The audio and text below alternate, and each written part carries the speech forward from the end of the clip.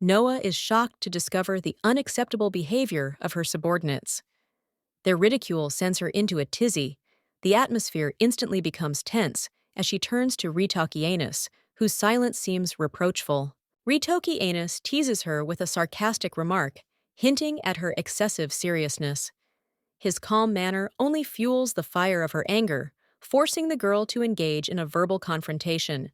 Noah, holding back her emotions, decides to draw Ritoki Anus out into frankness.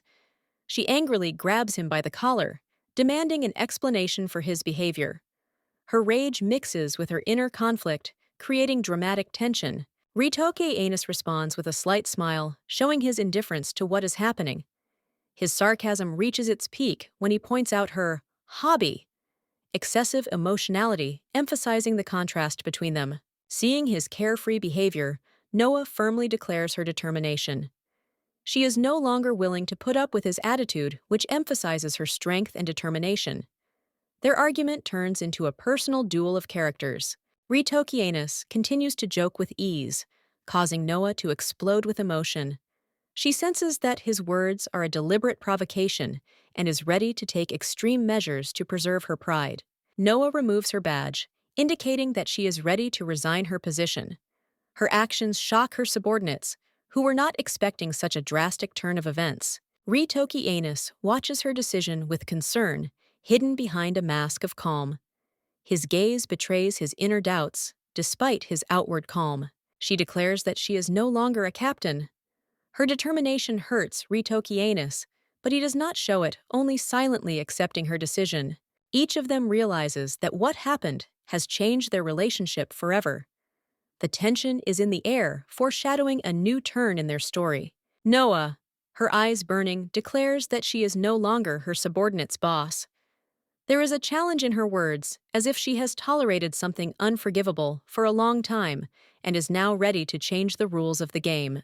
Dressed in an immaculate military uniform, Noah urges him to remove his formal insignia and engage her in combat. Her anger and urgency are evident in her tone and movements, as if this is a personal confrontation. The white-haired man, Ritoki Anus, smirks back. His words, full of sarcasm, turn Noah's aggressive challenge into an almost romantic gesture. He expertly avoids her anger by hinting at his superiority. Ritoki Anus accepts the challenge with a graceful smile. His calm contrasts with Noah's emotionality. He seems to enjoy the situation, and his aristocratic bearing only emphasizes his confidence. A little girl runs up happily with something important in her hands. Her innocent smile and happiness illuminate everything around her. She turns to Noah, showing him the find, which is obviously of great importance. The girl suddenly throws herself into the arms of the woman who had just tried to hold her back. Warmth and care shine through in these moments, as if they had known each other for a long time and were sharing common experiences. The woman, identified as Mrs. Clara, is surprised by the girl's haste. She wants to understand the reason for such zeal, but the girl insists on showing her what she has found, emphasizing its importance. The newspaper depicts a portrait of Ritoki Anus. The girl, realizing that this man is the legendary lieutenant general, begins to connect the stories she has heard with reality. Her gaze reflects surprise and admiration. Remembering her sister's words, the girl shares her opinion. She notices that despite Ritoki Anus's outward attractiveness, his character is disgusting. This contrast between appearance and personality leaves her confused. She tries to figure out whether it is worth remembering such a person, because his actions and words leave contradictory impressions. This sums up her thoughts about him. Noah, holding a newspaper, proudly tells Ace about the pirate gang's exposure. She surprises Ace with her knowledge of complex words, which causes Ace to admire and bewilder her a little. Noah happily points to the article, trying to emphasize her importance and knowledge. Noah recalls her school lessons and boasts of her success. Ace, laughing, confirms that her charge is the smartest in the house. A joyful atmosphere filled with pride and trust reigns between them. Noah eagerly awaits her grandmother's arrival, dreaming of the gift she was promised. Her face lights up with anticipation, and her thoughts fill with rainbow fantasies, increasing her joy and excitement. Noah notices an unexpected guest on the horizon. A girl in uniform with luggage attracts attention. Ace, surprised by this visit, immediately stands up for defense. Noah, amazed, joins in on the action. The stranger, who turns out to be the sister, introduces herself. Her appearance in military uniform makes a strong impression on both of them. They try to understand the reason for her unexpected appearance. The guest looks exhausted and asks for water. Noah and Ace are concerned about her condition. They immediately take control of the situation, helping her cope with her fatigue. The Ace brings water and asks questions about the reason for the visit. The guest thanks him for his care, but her secret remains undisclosed. The tension in the conversation is felt even through caring gestures. Noah anxiously asks if her appearance is connected to the loss of her job. This causes slight confusion in the stranger, who explains the situation evasively. The guest admits that she left her job of her own free will. She tries not to show her emotions, but her determination is evident in every word. Ace and Noah are stunned by her confession. Both girls are amazed by what they hear. Their surprise is emphasized by common exclamations and an atmosphere of misunderstanding. The guest remains a mysterious figure, which increases the intrigue and anticipation of further developments. Noah, despite being close to a long-awaited promotion, left her post, which caused great surprise to Ace.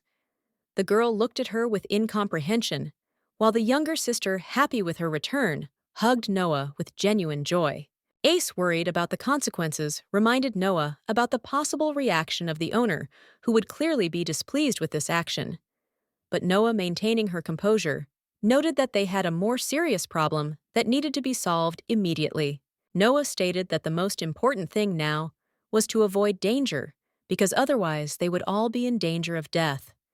Ace was shocked by her words and asked a direct question, wondering why things were so bad. Noah explained that if they didn't make it in time, they would be overtaken by a mad dog. Ace asked anxiously if they were talking about the lieutenant general, but Noah just waved it off, deciding to leave the explanation for later. Grabbing her sister in her arms, Noah ordered Ace to urgently bring money and clothes. The girl was confused by the sudden order, but quickly agreed, realizing the seriousness of the situation. Noah, running away, mentally cursed the crazy dog, who was the cause of her current troubles. Her determination and anger forced her to move forward without looking back. As she fled, Noah thought desperately about how crazy the situation was. Her sister, not yet fully understanding what was happening, looked at her with concern and trust. In the midst of the tense moment, Noah began to make plans. She considered whether to hide in the most remote villa or go to her grandmother on the ship to be completely safe. Their escape was suddenly interrupted by the sound of an approaching vehicle.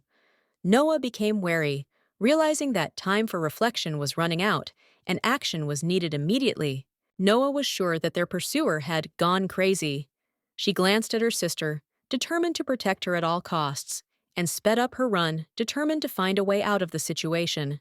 The morning began calmly, but the only one to disturb this idyll was Lieutenant General Ritokianis, who drove up in a spectacular manner in a bright red sports car. His confidence and stylish appearance immediately attracted attention, creating an atmosphere of surprise. Noah and the little girl watched, clearly stunned.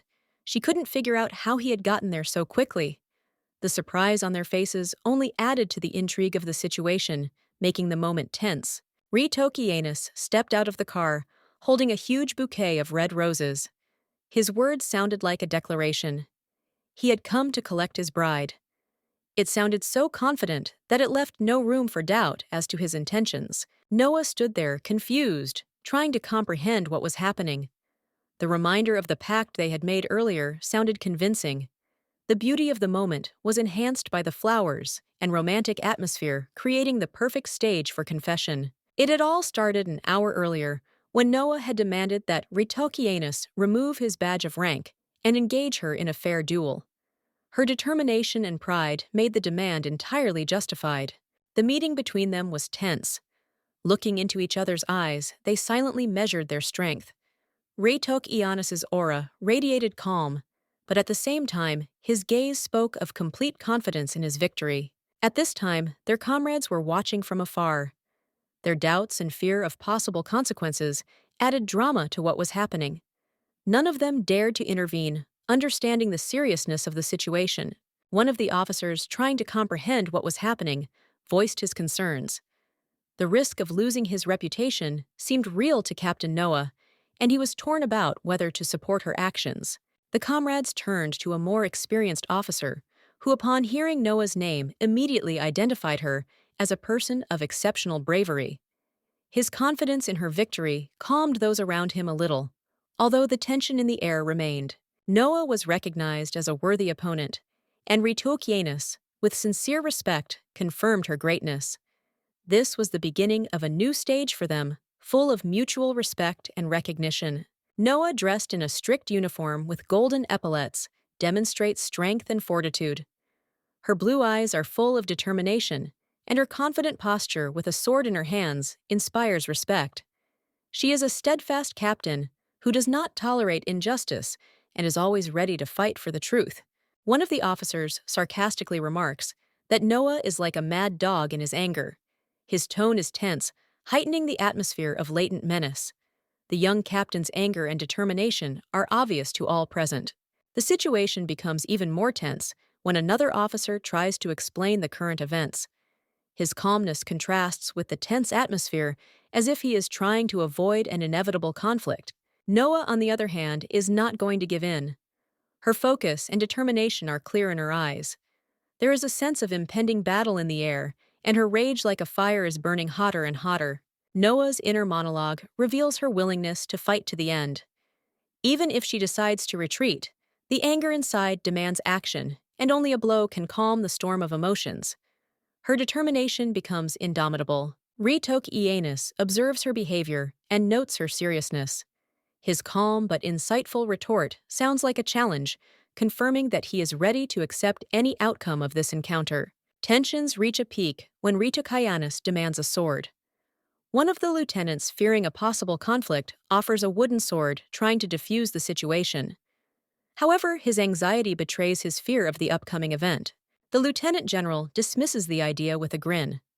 His calm but unyielding expression makes it clear that he expects real weapons, not children's toys. His confidence underscores the inevitability of battle. The lieutenant, losing his composure, tries in confusion to figure out what exactly is required of him. His panic underscores the tension flaring between the parties, and the upcoming choice becomes fateful. The appearance of the mass sword is awe-inspiring. Its majestic appearance and radiance symbolize strength and determination. With this legendary weapon, the outcome of the battle appears as a moment that will change the balance of power forever. Noah turns to Ritokianus with a worried, confused look in her eyes. Something of great importance has thrown her off balance, and her voice is shaking with tension. She hurries to convey her words, waiting for a reaction from the lieutenant general, who remains calm and cool. Noah, flushed with embarrassment, quickly retreats. Her gaze is downcast, clearly distressed by a mistake or awkwardness. Ritokianus, despite her confusion, merely watches, remaining unperturbed. She hurries away, perhaps to rectify the situation. Noah's mind is filled with worry, wondering how she could have let this happen. The thought of possibly losing a key ally or friend fills her with sadness. Meanwhile, her rapid footsteps echo in the empty training yard. She is lost in her thoughts, realizing how difficult it is to understand Ritokianus's character. He seems unpredictable and dangerous to her, like a mad dog. These thoughts add to her anxiety, but Noah is determined to figure out his true intentions. Ritokianus finishes preparing his sword. His confident and cold gaze contrasts with Noah's inner doubts. For him, a weapon is just a tool, but his actions seem symbolic, leaving questions in her heart. The lieutenant general approaches Noah and offers to start the conversation over. His voice is calm, but there is a note of expectation in it. Noah, gathering all his will, stands in front of him, realizing that this moment could be decisive in their relationship. Ritokianus hands her the sword with unexpected kindness. The gesture leaves her confused, even disconcerted. Her heart skips a beat. She doesn't understand why he's doing this, but she senses the importance of the moment. Noah wonders why he chose her for such a symbolic act. Her gaze is filled with questions and emotions. She tries to understand the hidden intentions of Ritokianus, who seems to reveal his sincerity to her through this act. He states that he understands her hatred but does not believe that she would go so far as to harm him. His words carry a hidden message. He hopes that her hostility will subside and their alliance will be strengthened in battle. Ritoki gaze softens as he admits that he has never considered killing an ally who is willing to fight by his side. His sincerity penetrates Noah's heart, causing her to reconsider her attitude and look at their relationship in a new light. Noah clenches her fists, looking down at the ground. A storm of emotions is building inside her: indignation and determination. She can no longer stand Ritoki smug grin. The desire to wipe it off his face becomes all-consuming, pushing her to take a bold action. The situation leaves those around her surprised and confused. Their looks express shock and bewilderment. They discuss the sudden change in Noah's behavior, whispering whether she has lost control of herself. Ritoki, with his unfailing cool smile, accepts Noah's challenge. He playfully interprets her words, making everyone tense up even more. His calm fuels her resolve, despite her growing doubts. Ritoki gaze turns serious. He hands Noah the sword, as if giving her a chance to prove her strength. His eyes sparkle with confidence that he is in complete control of the situation. Noah accepts the offered sword despite her inner tension. She agrees to his condition. The loser must fulfill the winner's wish. Her voice is firm, but her gaze betrays concern. Clutching her sword, Noah remembers her grandmother's words about gambling being addictive. Her mind warns her of the risks, but her heart tells her to go all the way. She feels the weight of her choice, but she decides to continue. Ritoki assures her that his wish will be reasonable, but his red-eyed gaze and calm smile are alarming. Noah realizes that he plays by his own rules, but her determination does not weaken. A crowd of spectators gathers around Ritoki, reminds Noah of the many witnesses present, spurring her into action. Her hesitation is momentarily silenced by the weight of his words. Noah grips the hilt of her sword tightly, knowing that her chances of winning are slim.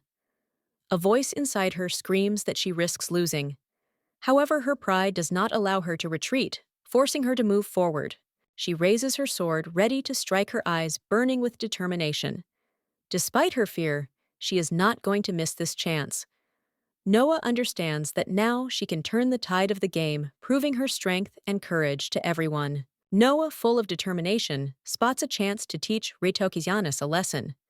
Her blue eyes glow with determination as she ponders how to do it effectively. Her internal monologue is animated by the desire to punish him for some past wrong, which awakens a mixture of anger and excitement in her. Ritoki, entering the conversation, ironically clarifies what she means by corporal punishment. His cold smile only increases the tension between them.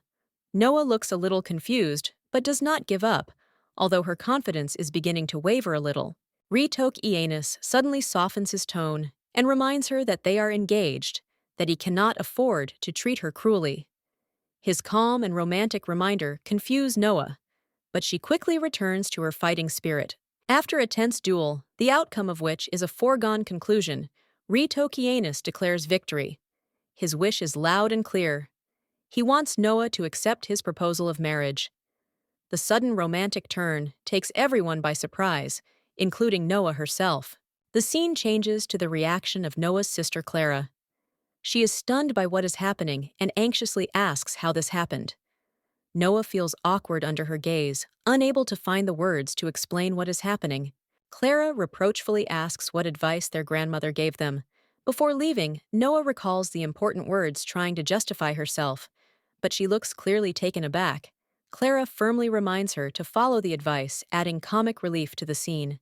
Clara continues to scold Noah for her frivolous behavior. She reminds her of the ban on intimacy with men, gambling, and alcohol, which puts Noah in an even more awkward situation. However, there is a hint of regret and shame in her expression. Ritoki, observing the family drama, approaches with roses in his hands and an official look. The situation becomes even more confusing when Clara, in a panic, asks questions about Noah's future, her age, and her ability to survive in such a union. In the midst of the argument, Clara loses her patience and criticizes Noah for her mistakes. Noah picks up his sister in an attempt to calm her down, But their interaction is more like a funny argument than a serious conversation, adding humor to the tense situation. In the end, Clara, still dissatisfied, forces Noah to apologize and admit his mistakes. The scene ends with Noah holding back his emotions to calm his younger sister, demonstrating their close, albeit turbulent family bond. Ace meeting. Ritokayanis anxiously tries to ask a question, sheepishly apologizing. Her anxiety is noticeable, and behind her, Noah and Clara are animatedly indignant, bringing their own chaos to the situation, clearly unhappy with such a sudden contact. Ace dares to clarify the rumors, asking about Ritokayanis' upcoming marriage to the younger mistress. There is doubt and caution in her eyes, but curiosity wins out. She feels the tension, waiting for an answer.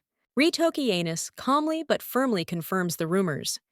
His serious tone surprises and perhaps even annoys Ace. She is taken aback but tries to maintain her composure, although emotion is visible in her eyes. An indignant Noah, holding Clara in her arms, intervenes. She accuses Ace of being too familiar and demands more respect for her younger mistress. Noah's anger is expressed in her harsh words and protective posture.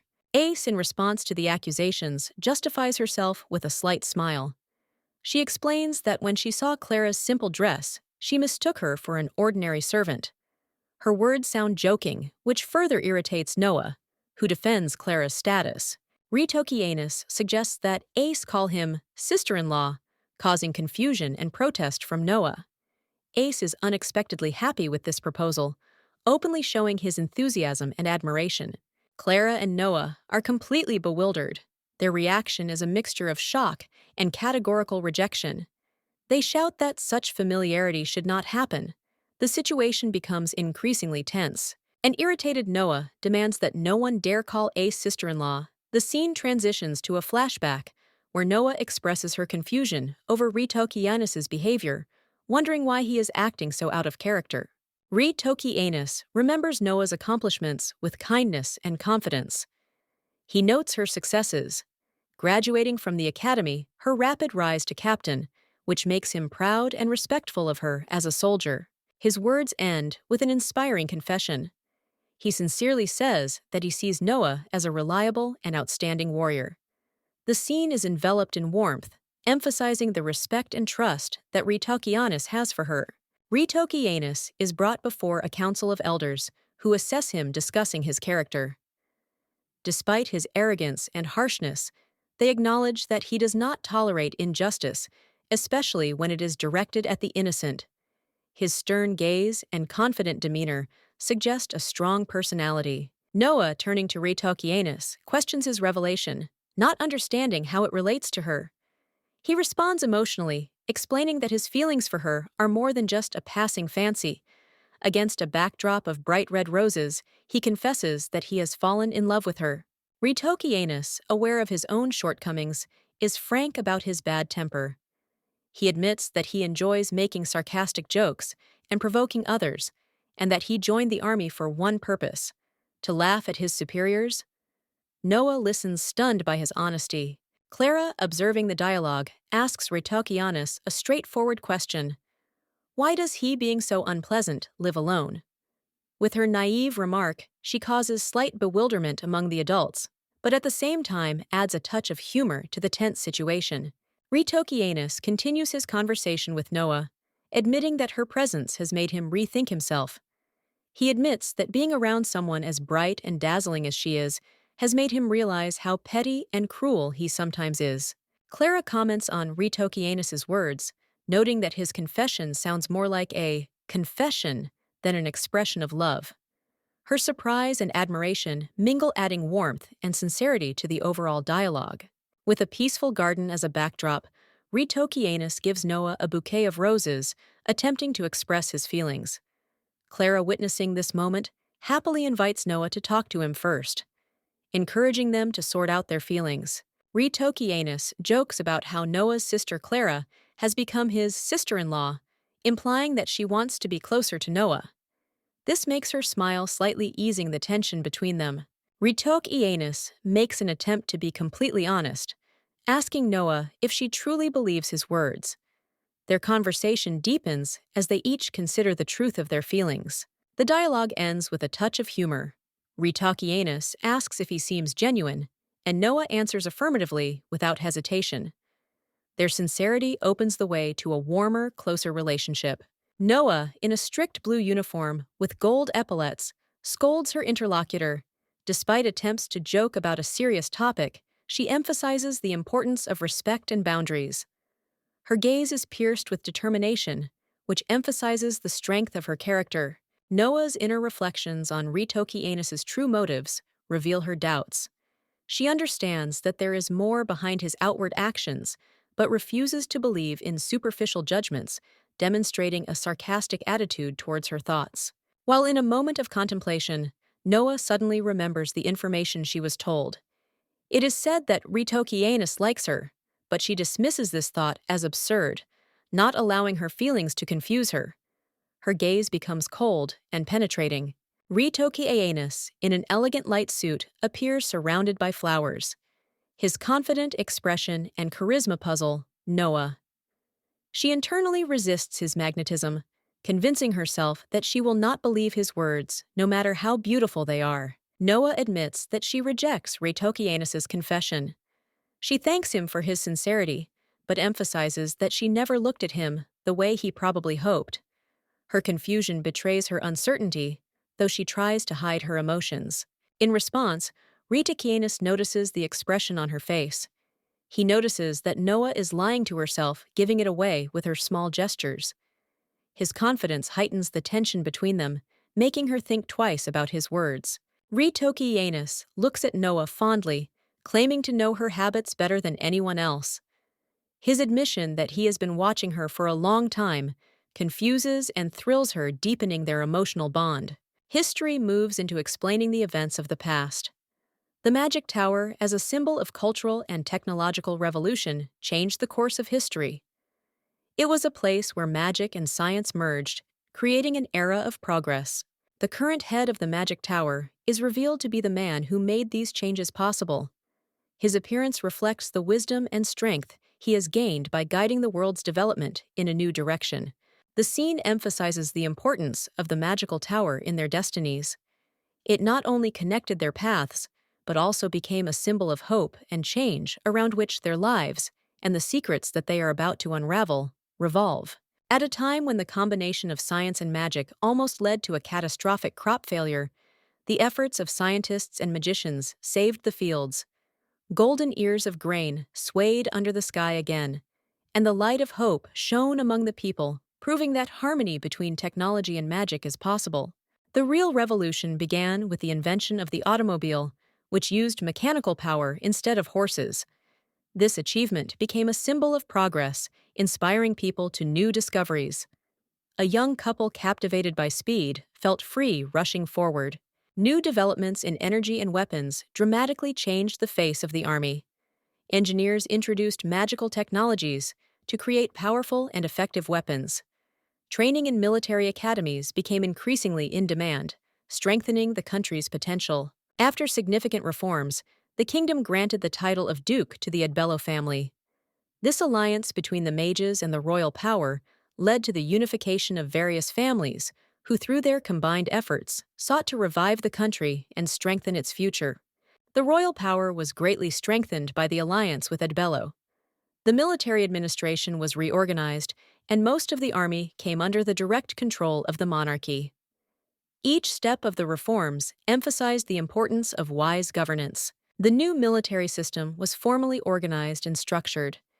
Its symbol was a coat of arms, with a majestic eagle which embodied the strength, honor, and unity of the country. This was the beginning of a new era, promising order and prosperity. The army now concentrated on protecting the northern borders, while the navy took up strategic positions in the south. This balance allowed the country to effectively manage its forces and resist external threats while maintaining stability.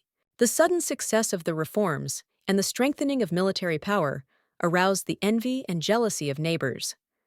The royal flag, which had become a symbol of prosperity, was threatened when tensions with outside powers escalated into open confrontation. The war began, but the unexpected invasion of the neighbors ended in a triumphant victory for the kingdom. The soldiers celebrated by breaking the flag of the empire, demonstrating the indestructible strength and unity of their country, laid down by the reforms of the past years. Little Noah, enthusiastically telling about the events studied at school, shared this with those around her. Her eyes shone with pride for her country and its heroes who overcame all the trials for the sake of a peaceful future. Clara, inspired, tells Ace that she has studied everything for the test and will definitely pass it. Ace, watching her childish determination, wipes away a tear, remembering how recently Clara was still a baby. She is touched by the memories of the past and how quickly the girl is growing. Noah looks forward thoughtfully, her gaze filled with slight sadness. She is trying to comprehend something important, immersing herself in her thoughts. Her internal monologue hints at some secret or experience that has suddenly appeared in her mind. Lying on the couch, Noah ponders recent events, overhearing the conversations around her. She is overcome with mixed feelings, slight sadness and confusion. She reflects on how injustice can give birth to sadness, repeating the well-known truth about the grief of others. Clara, Ace, and Noah engage in a casual conversation where Clara, with childlike naivety, sincerely replies that she does not feel sorry for Noah. This moment causes a flash of emotion in Noah, making her think about how sincere children can be.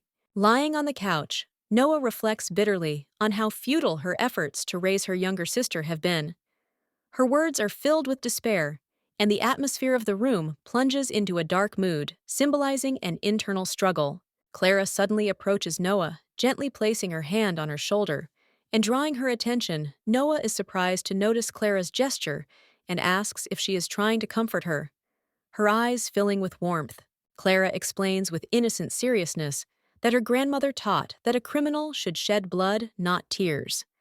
These words frighten Noah, who realizes how profound the influence of adults' words can be on children. Ace reminds Noah to walk his little sister to school, chiding her for being idle. Clara, wanting to help, says she is ready to go herself. This moment raises questions about the roles and responsibilities of each family member. Noah is irritated, thinking that no one cares about her feelings. She reproaches her sister for indifference, but her internal conflict develops into an awareness of her weaknesses, making her words more emotional and sincere. Suddenly, Noah meets someone with a bouquet of flowers, which causes a storm of emotions in her. Her face reflects a mixture of surprise and joy, as if this unexpected gesture became a ray of light in her dark thoughts. Clara, seeing a man in a military uniform on the street, exclaims with delight and points at him. Ace, standing nearby, covers his mouth with his hand, surprised by her reaction. For Clara, this is a moment of special joy. She recognized Ritokinus, the legendary lieutenant general, and could not contain her emotions. Ritokinus approaches Noah with a smile, offering to go to work with her. However, Noah is puzzled because she has already stated her intention to leave. This unexpected meeting makes her wonder about Ritokinus's strange behavior. Ritokinus calmly points out that Noah has not yet completed the process of leaving, as she needs to fill out a statement to do so. His gentle but confident manner surprises and slightly embarrasses Noah. She realizes that it was not that simple. Returning home, Noah runs into Ace and Clara, who discuss her delay. Ace is surprised that Noah has not resigned, and notes that now Clara won't be able to brag about their family event at school. Things get tense, and Noah has to keep her cool. Ritokinus unperturbed calls for everyone to get ready for work, ignoring Noah's protests. She is outraged by his insistence, but understands that arguing with him is useless. Clara and Ace watch this scene with genuine interest, maintaining the tense atmosphere. Noah is determined and declares that if Ritokinus hesitates, she will leave first. Her confidence and persistence make her seem like a true leader, and this firmness slightly overwhelms Ritokinus. He quickly agrees to her demands to avoid further arguments. With a burst of determination, Noah runs off to get ready, leaving the others surprised. Ace whispers that her tenacity is reminiscent of the behavior of a villain, and Clara admiringly remarks that the youngest mistress of the house never ceases to amaze them. Clara's words add a touch of comedy to the proceedings. Ritokinus looks at this picture with warmth and notes that Noah's revival in the morning is pleasant to see. Ace predicts that this may become annoying over time, but she herself cannot help but smile. Clara impatiently awaits the continuation of their morning events. Clara suddenly asks Ritokianus to answer her question, which has long interested her. She looks at him with a serious expression, ready to talk. Ritokianus, understanding the importance of her words, bows before her, demonstrating sincere attention and respect for her opinion. Clara asks why he bullies her sister, which leaves Ritokianus stumped. He admits that he has thought about it before, but he finds it hard to give a definitive answer. This moment becomes a revelation for everyone, which brings a warm and profound accent to their relationship. Clara, a young and determined blonde, is admired for her maturity in conversation, but the remark about it throws her off balance. Her indignation is obvious, and she demands an explanation, trying to understand why Lieutenant General Ritokianus allows himself to make such statements. Ritokianus explains with a smile that his words were a compliment, admiring her vocabulary and ability to express her thoughts. His gentleness and sincerity confuses Clara, but she is not ready to give in and switches to a more persistent manner of communication. Clara reproaches Ritokianus for his familiarity, believing that he has become too informal too quickly. Her emotionality contrasts with his calm, but he quietly acknowledges that such behavior is typical of him as her relative. Gathering her courage, Clara sets a condition. If Ritokianus does not communicate with her sister, he must not call her his niece. She reinforces her statement with a serious look, forcing him to think about his actions. Ritokianus is surprised comparing Clara's current determination with her behavior as a child. This question raises a puzzlement in her, but she immediately demands that he state how he will address her in the future.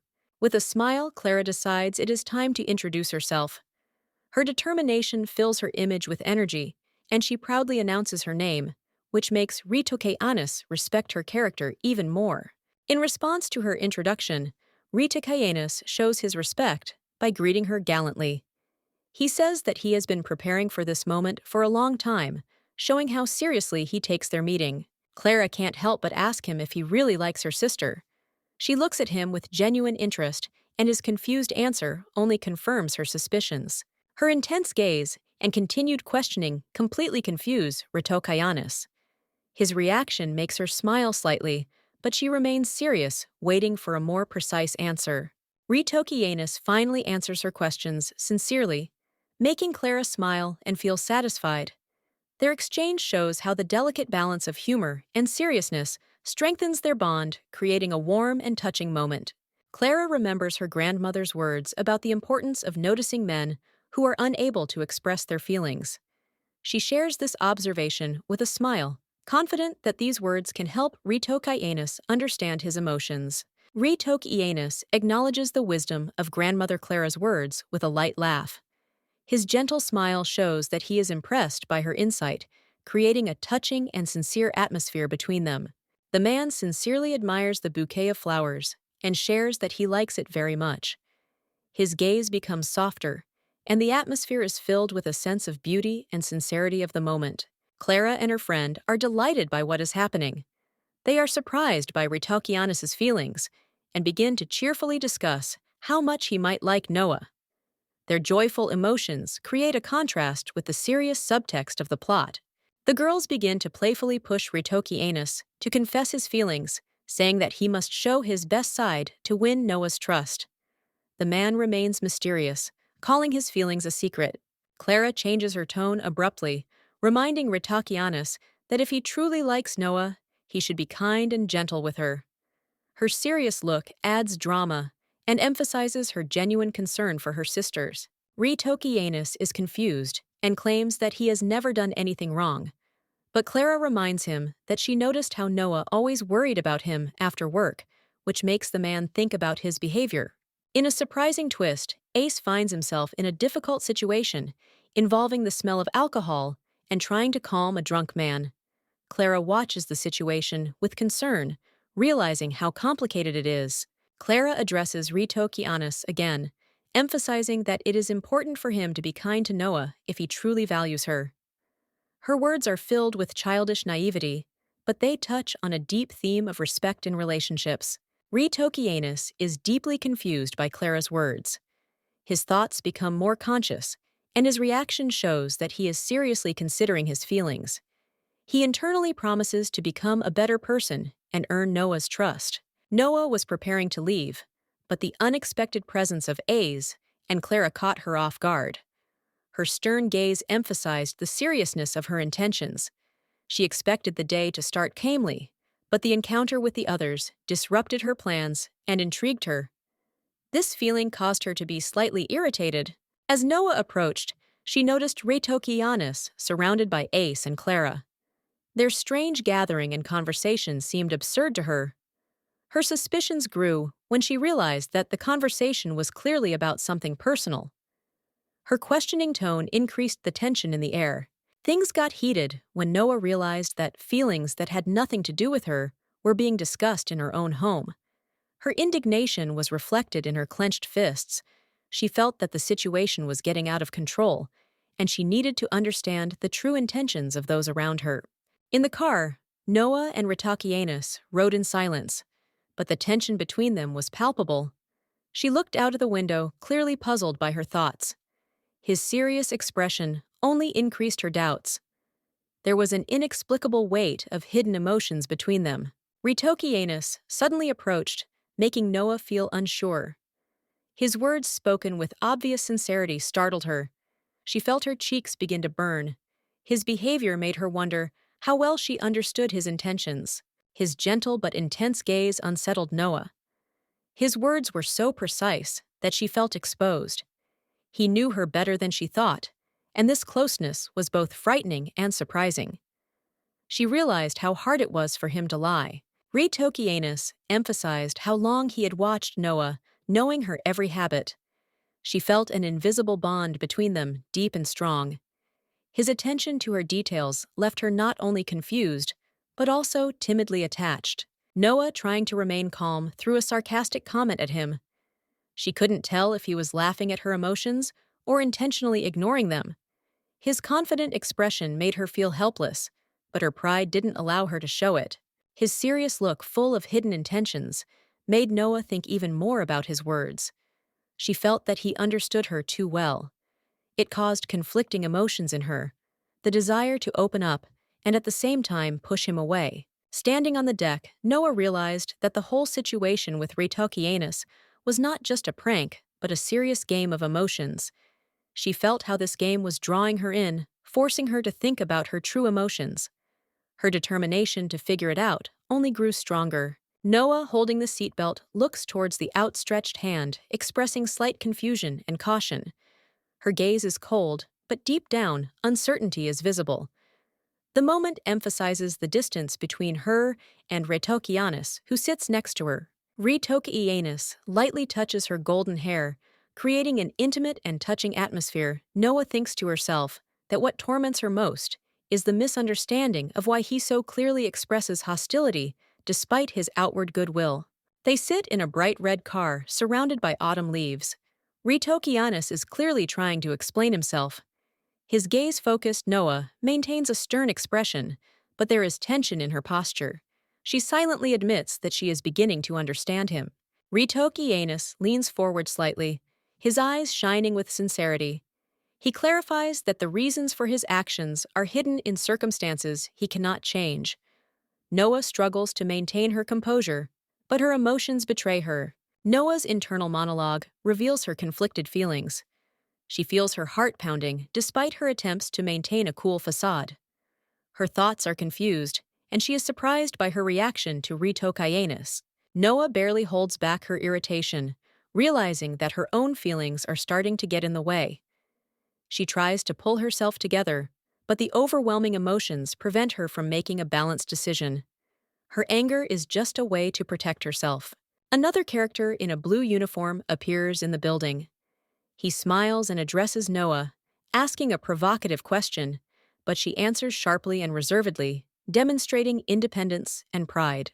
The new interlocutor makes fun of Noah, noting her stubbornness. She reacts with irritation, but still tries to maintain her dignity. There is a hint of friendly teasing between them. The same character explains that word of her decision never spread, and that everything was arranged so that the lieutenant general would not accept her statement. He assures Noah that everything is back to normal, but her face betrays her inner doubts. As Noah ends the conversation, she pretends to have everything under control, but her internal struggle is becoming apparent. She clearly realizes that her relationship with Rito Kianis and the circumstances she is embroiled in are beginning to change her usual way of thinking. Noah is confused, realizing that the current situation seems completely absurd to her. Her thoughts are filled with irritation and slight anxiety, which is reflected on her face. She tries to understand what happened, thinking about her actions and possible consequences. Noah's friend surprises her with an unexpected remark that leaves the heroine at a loss. She reminds Noah that she should thank the lieutenant general for his help. In this tense atmosphere, Noah feels that the situation is not developing in her favor. Memories of her recent confrontation with the lieutenant general come flooding back. Noah remembers with fury how rudely she spoke to him. Her face expresses a mixture of shame and anger, as she thinks that she may have crossed a line. Painful memories surface of how Noah was once forced to flee with her child. In her arms, guilt and doubt brew within her, as she is accused of desertion, accusations that weigh heavily on her, despite her heroic actions. One of her comrades notes that the entire conflict initially flared up because of the lieutenant general himself. Despite this, he admits that the situation was extremely dangerous. Noah feels mixed emotions, justification of her actions and awareness of the complexity of the situation. Her friend continues to point out her strange behavior in recent days. He notices that she has become more withdrawn and cautious. Noah, putting away her things, tries not to react to his words, but inside she feels tension. He adds that she usually tries to be careful, but sometimes her emotions get the better of her. These words make Noah think about how her actions appear to others. Her hand freezes as she holds the part of the uniform that symbolizes her duties. A friend reminds Noah that she doesn't tolerate hysterics when it comes to serious matters. This phrase sounds like an acknowledgement of her strength of character, but it also highlights how difficult it is for her to cope with emotions. Even in moments of humor, her nerves remain tense. Noah admits to herself that everything said about her is true. Her posture and facial expression reveal deep reflection. Her thoughts are focused on the importance of maintaining composure and control over her actions. Despite her outward calm, Noah explodes internally at the thought of having made a mistake in front of her team. Her emotions reach a peak, but she knows she must find a way to fix the situation to maintain the respect of those around her. A young officer in a blue uniform with gold epaulets expresses his thoughts to Noah, pointing out that her actions are too impulsive. His gaze is full of seriousness, but there is a subtle confusion, as if he is trying to support his friend, but is afraid to offend her with his directness. Noah, alarmed and angry, does not hold back her emotions. Her voice rises and her blue eyes flash. The anger that flares up betrays her displeasure. She perceives what was said as a reproach, raising an important question about the seriousness of the relationship and hinting that feelings are not a toy. The conversation gets tense again. Noah is reminded that her relationship with the lieutenant general has only lasted a month, and her impulsiveness seems excessive. Her partner gently but firmly points out the need to look at the situation soberly, clearly worried about her. The conversation is interrupted by a mention of a previous incident in which Noah was seen with a general. Her interlocutor, with a touch of irony, pushes her to confess, as if trying to ease the tension. This makes Noah feel awkward, but she remains serious. Tensions reach a peak when Noah denies the accusations, insisting that nothing of the sort ever happened. Her interlocutor, however, persists, making it clear that his certainty about what happened is unshakable. The situation escalates, hinting at some hidden moments in the past. The sudden appearance of the third officer with the books breaks the awkward silence. He apologizes for interrupting, but his words bring the conversation back to the past. He unwittingly reveals a moment that becomes a key argument against Noah. The scene flashes back to Noah when she finds herself in a compromising situation. The memory of the incident causes confusion and mild panic. The unexpected closeness and tension between the characters heightens the drama, highlighting their unresolved feelings. Noah's interlocutor comments on the situation with restraint, trying to smooth over the rough edges. His tone becomes serious, and his gaze becomes warmer. Noah, although embarrassed, finds the strength to withstand the emotional pressure. She blames everything that has happened in the last few days on some chaos created by another person. Her hands clench into fists, and her voice is firm. This moment reveals her inner struggle, anger and despair fighting with a sense of duty and justice. The interviewer notes that despite her irritation, Noah continues to cling to the feelings that hurt her. She realizes the truth by acknowledging her emotions. Noah realizes that she is truly angry, but this only confirms how deep her feelings are. Noah, filled with rage and a sense of injustice, tries to understand why everything happened the way it did. Her voice is shaking and her eyes are filled with determination. Her shiny uniform with medals emphasizes her status.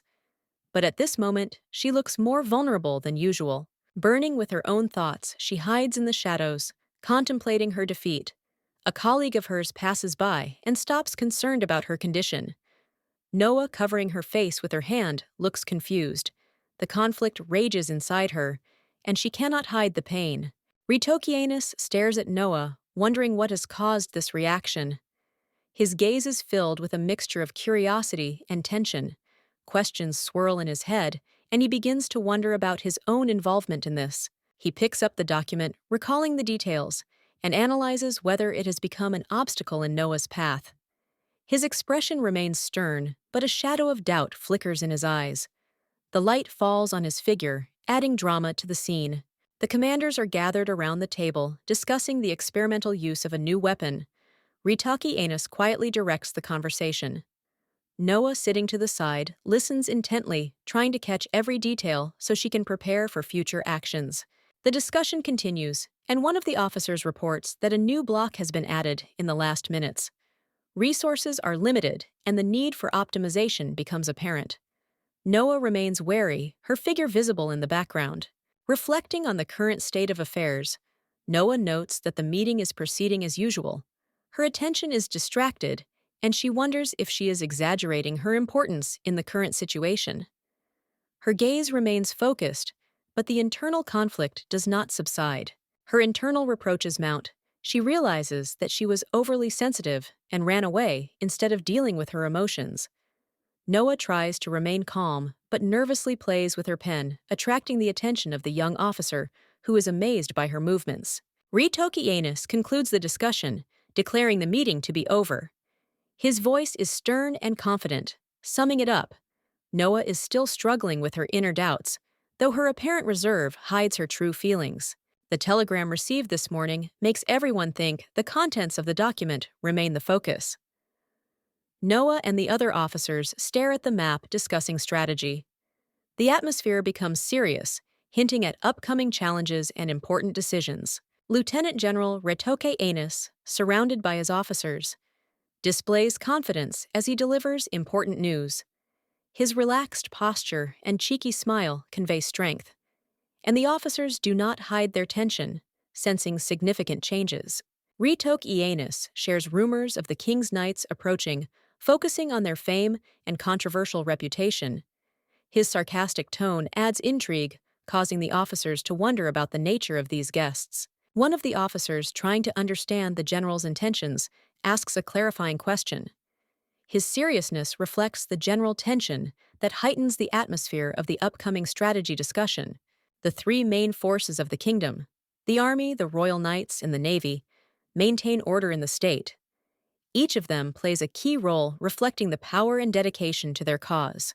The leaders of these forces, despite their differences, grow closer during joint missions. Sharing experiences builds trust, and their interactions become the basis for a new, stronger friendship. Noah, shrewd and sarcastic, suddenly questions the sincerity of their relationship. Her remark stirs up underlying tension, forcing each of them to question their roles and true motives. The rivalry between the leaders intensifies, turning friendship into competition. Each side strives to prove its superiority, which leads to disputes and internal struggles for leadership. The result of the competition is a victory for the fleet. Despite this, the result is tinged with envy and banter, and the atmosphere of rivalry remains, adding a touch of humor to the proceedings. The leaders discuss the difficulties in their relationship with the royal knights. Their inaccessibility and arrogance create new challenges for the alliance, making cooperation even more strained. The arrival of Sir Delight with his family and subordinates causes excitement. Ritokianus prepares to welcome the guests, realizing that this event will be an important step in solving current problems and strengthening the position. Ritokianus, seated at his massive desk in the morning light, reflected on how things had suddenly turned out. His confident smile emphasized his awareness of his power. This moment seemed to symbolize the beginning of something important, hidden behind his penetrating gaze. The atmosphere in the room was tense. The young officers exchanging glances realized that the upcoming task might be more difficult than they expected. Their anxious comments reflected their fear of what was to come. They felt that the situation was spinning out of control. Noah and her team sat at a long table studying the map and strategy with concern. Her face reflected a mixture of disappointment and confusion as she realized that her planning had run into unexpected difficulties. The rest of the team silently waited for her decisions, feeling the weight of the moment. She clutched the pen in her hand, thinking that she was being used as a pawn in a game. The intensity in her eyes expressed her rage and determination not to give in to the circumstances. This moment showed how deep inside she was struggling with her own doubts, trying to maintain control. Ritokianus has been watching Noah and her fellow soldiers from afar. His calm posture and intense gaze suggest that he understands what is happening better than anyone else. He decides that the time has come for a private conversation that could change the outcome of the situation. Noah felt a challenge as she met Ritokianus's gaze. His confidence and strength shook her for a moment, but she quickly composed herself, knowing that this conversation would be crucial for her. Her blue eyes reflected a firm determination to stand her ground. Ritokianus, sitting in the center of the room, put the current discussion aside, announcing that a more important matter would be discussed later. His words raised eyebrows, but no one dared argue. The atmosphere grew increasingly tense, as if everyone knew something important was happening. There was some confusion in the room. One of the officers observing what was happening expressed doubts about the success of the enterprise. Against the backdrop of these doubts, Noah, barely hiding her irritation, continued to work, demonstrating her willpower and unwillingness to retreat.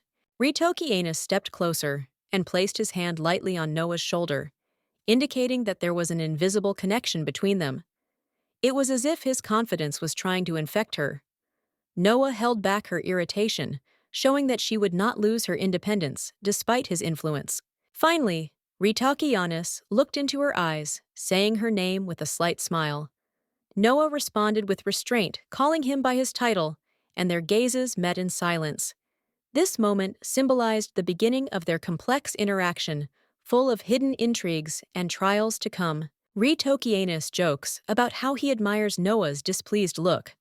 Noah, irritated by his words, feels an unpleasant chill on her skin. The contrast between their emotions heightens the tension of the scene. Noah is determined, putting aside her emotions and declaring her intention to get to the point. Her confident gaze emphasizes the importance of the upcoming conversation. Noah asks Ritokianus directly why he has impeded her advancement. Her tone is challenging, and the office setting adds formality to the conversation. Ritokianus is evasive, citing circumstances. His relaxed demeanor contrasts with Noah's determination, creating an air of mystery. Noah doesn't hide her indignation, angrily asking, since when such decisions became his personal choice. The scene highlights her determination to stand up for her interests. Ritokianus looks down at her and asks why Noah was willing to risk her life for a promotion. His gaze is penetrating, as if he is trying to understand her motives. Noah tries to avoid the topic, focusing on the current conversation. She clearly avoids revealing her true motives, keeping her vulnerability to herself. Ritokianus mentions the sword, hinting at the true reason for her zeal. Noah's gaze becomes thoughtful, and her tense posture betrays her inner doubts. He reminds Noah of how she kept her eyes on the sword yesterday, as if under its influence. His quiet confidence underscores the hidden layers of their dialogue.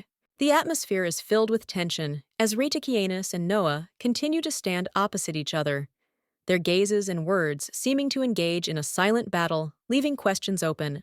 Noah, clenching her fists, is outraged by Rito Kienis' suspicions. Her gaze is full of bitterness. She cannot believe that her achievements are attributed to anything other than her work. The feeling of resentment makes her argue, trying to defend her merits. She emotionally recalls how her previous promotion was earned solely because of her work. Her voice trembles with emotion. Noah talks about the times when personal relationships got in the way of her career, adding to the bitterness that makes her lower her eyes. Noah's face sank, and she struggled to hide her tears as she wondered how Retakianis could think so poorly of her. She felt unfair, remembering her efforts. She firmly believed that this time, the promotion was rightfully hers. Retokianis interrupts her angry train of thought, gently raising his hand. His gaze softens as if he is trying to calm Noah down. His actions baffle her, but inside, she continues to struggle with doubt. Noah ponders, asking what he plans to do next. Her voice is cold, but her eyes are filled with fear. She knows the importance of the sword she received is enormous, and she fears that she will have to part with it. Retokianis looks at her with a slight smile. His smug expression infuriates Noah. She realizes that his actions may be an act, but she still cannot fully understand his intentions. Noah is angry, imagining how he could hide the sword so that she would never find it again. Her imagination conjures up scenes where the sword becomes the object of his experiments. She clenches her fists in indignation. Suddenly, her anger turns to confusion. Retokianis says words she didn't expect to hear. All her tension instantly turns to confusion and mild surprise. He decides to give the sword to Noah. She looks at him in shock, not understanding what caused such a decision. Her thoughts are chaotically flickering, trying to find an answer to this unexpected turn of events. Looking at him, Noah remains confused. Her face expresses surprise. She tries to comprehend what is happening. This decision of Retokianis remains a mystery to her, but a spark of hope appears in her eyes. Noah and Retokianis stand in front of each other. She asks for the sword that is lying on the table. He, with a slight smile, hints that he is ready to give it to her, as if asking some kind of riddle. Noah remembers with confusion that he had already offered her the sword yesterday.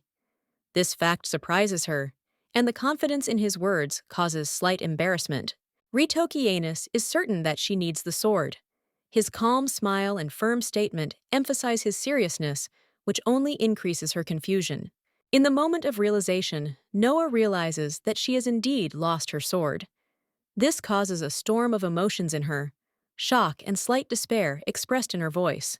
Her distress increases, and she exclaims her stupidity. Retokianis tries to console her, saying that everything is not so bad. He seems willing to help her. Retokianis suddenly picks Noah up, declaring that there is always a way out. She is confused and clearly did not expect such a reaction, but he is genuinely amused.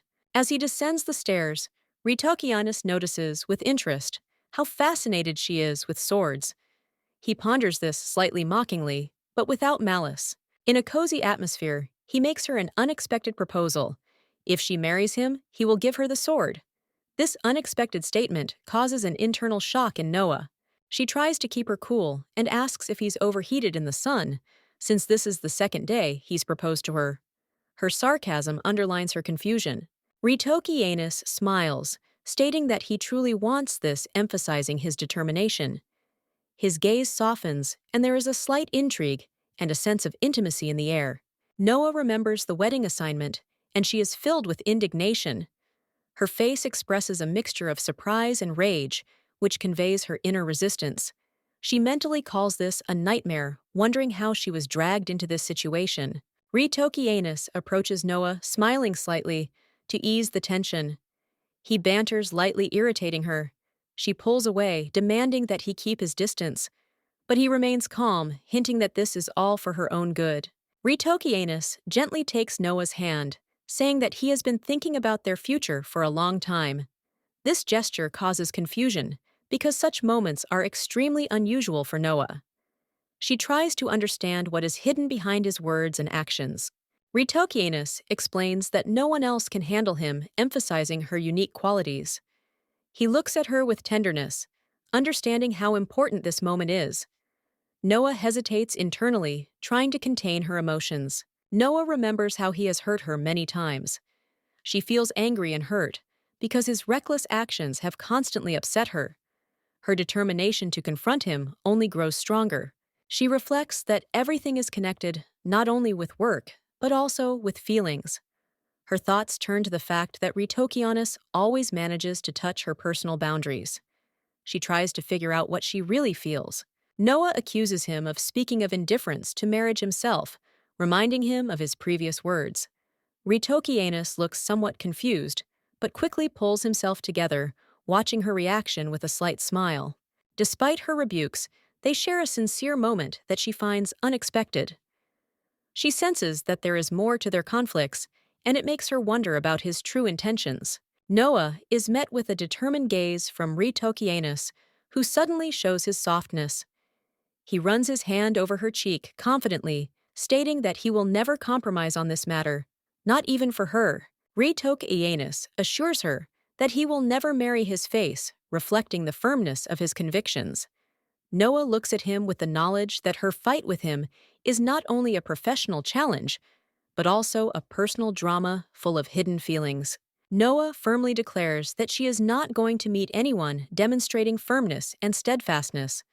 Her gaze is full of pride and stubbornness, and the golden aiguillette on her uniform only emphasizes the severity of her words. However, the internal tension shines through in every movement.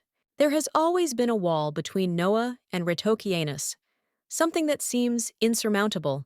She feels it with all her soul, but she continues to maintain a cold distance. Even the bright lights of the room, reflected on her golden hair, cannot melt the ice in her heart. Ritokianus looks at Noah with a small smile, his words sounding calm as if he has already found a solution. His confidence and serene gaze ease the tension. Though Noah remains on edge, she knows that their conversation is only the beginning of something bigger. Despite her outward detachment, Noah is worried about her feelings. She realizes that they have never discussed important things, and this hurts her. A deep internal conflict is reflected in her eyes, full of sadness and doubt. It is as if she is trying to understand herself. Noah bows her head and admits that Ritokianus still irritates her. She avoids his gaze, unable to control her overwhelming emotions.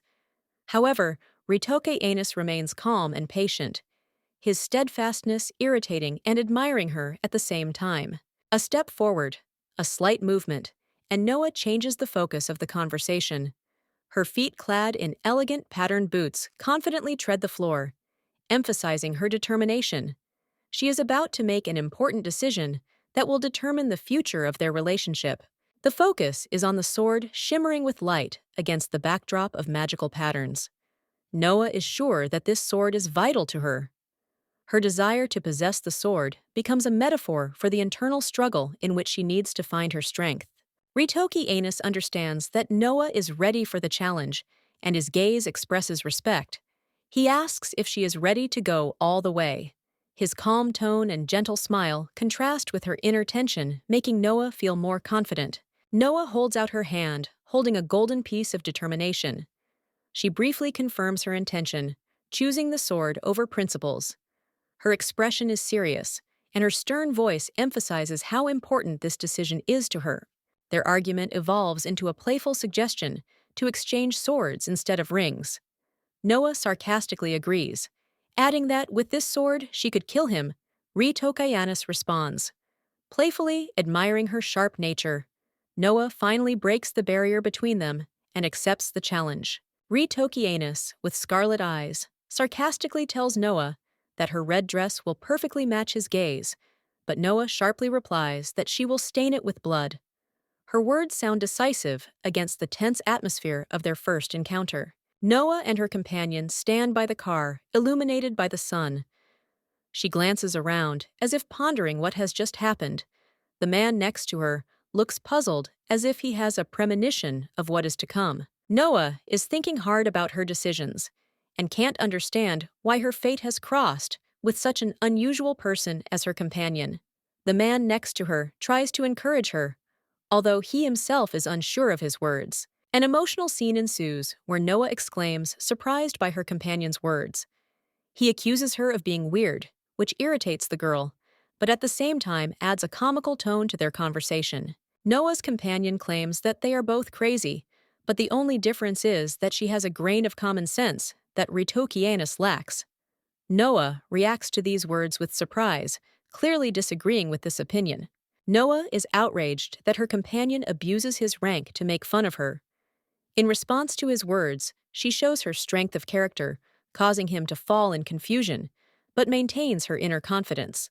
The man continues to philosophize, claiming that any sensible girl would reject a proposal from a man like Ritokayanis. Noah begins to analyze his words, but remains firm in her decision. Noah briefly replies that she did what she thought was right, brushing off unnecessary drama.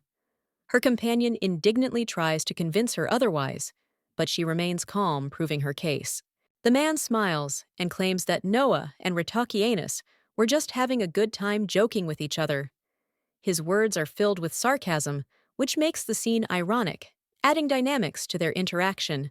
Noah firmly states that she has put Ritokianus in his place, not wanting to listen to any arguments. Her interlocutor tries to understand her actions, adding a bit of humor to the proceedings, which ends this tense but emotional episode. Noah, sighing tiredly, says that she doesn't care what happens because she will be dead. In conversation, she speaks of her interlocutors with a sarcastic note, calling them fools. This reveals her internal conflict and fatigue from what is happening. In the next shot, one of the characters greets his car animatedly, calling it a cute baby. He compares it to another object he finds less attractive, which displeases Noah, who reminds him to be careful with his language. The character continues to admire the car, calling it a beauty, even claiming that its little voice is superior to Noah's. This moment highlights the comical and strange nature of the character's attachment to the car, contrasting with Noah's seriousness. In the car, a conversation begins between Noah and her companion. She notes that the car is a four-seater, but he explains that the back is cramped, so he only uses the front seats. This detail adds to the informal atmosphere of the interaction. Noah shares that she has recently been thinking about buying a car. Her companion assures her that she will soon be able to get a lieutenant general's car, adding a note of confidence and support to the conversation. A tense dialogue ensues in the rearview mirror. Noah expresses the idea that her companion is likely to get married. He reacts emotionally to this, denying her words, which causes a feeling of bewilderment and laughter in the reader. Noah's companion points out that those who so confidently deny the possibility of marriage are usually the ones who get married first. He jokingly asks her not to forget to throw him a bouquet, which adds to the lightness of the atmosphere. The conversation takes a more serious turn. The companion asks why a certain person has blocked her career advancement. This touches on Noah's personal and professional problems, deepening the plot. Noah, still pondering what happened, admits that she has no answer to this question. Her tired look and thoughtfulness emphasize her inner experiences. In conclusion, Noah reflects that she urgently needs a certain sword to achieve her goal. However, the idea of marrying for this purpose seems humiliating to her, leading to the moral dilemma facing the heroine. Noah looks thoughtfully out the car window.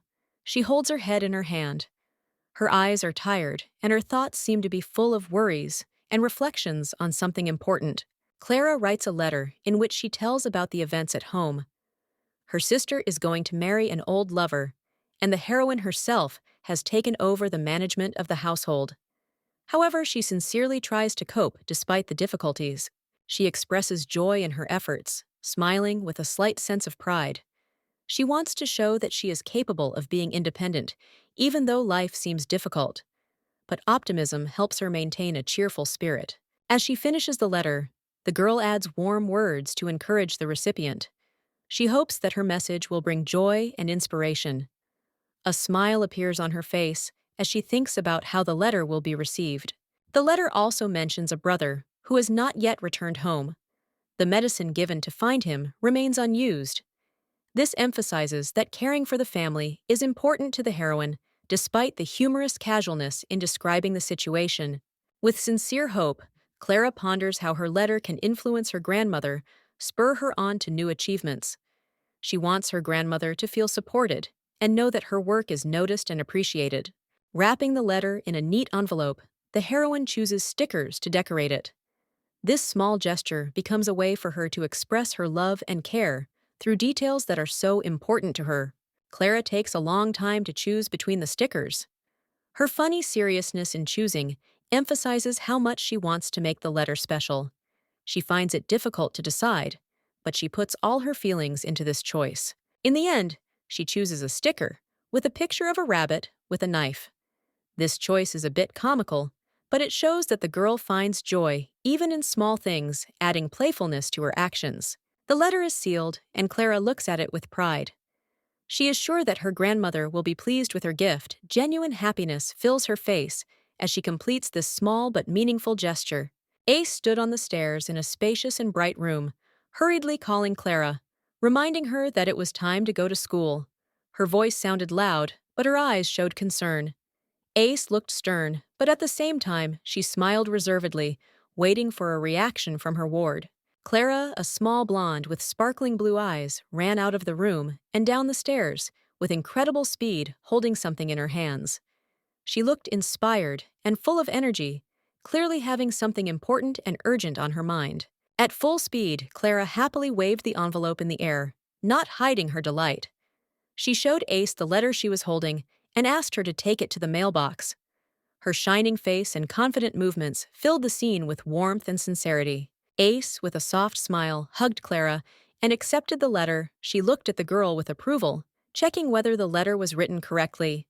Their interaction felt trusting and tender care, like that of an older sister and a younger one. When Clara asked where her sister was, Ace calmly explained that she had already left.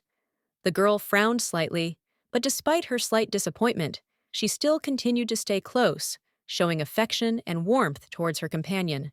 Ace gently patted Clara on the head, reminding her that time was running out. The girl, slightly surprised, looked up at her with touching childish sincerity, as if she couldn't believe that everything was happening so quickly. On their way, Clara expressed mild displeasure that her sister had not waited for her. Ace tried to diffuse the situation with a smile, teasing the little girl a little. Their exchange looked touching and comical, emphasizing their warm relationship.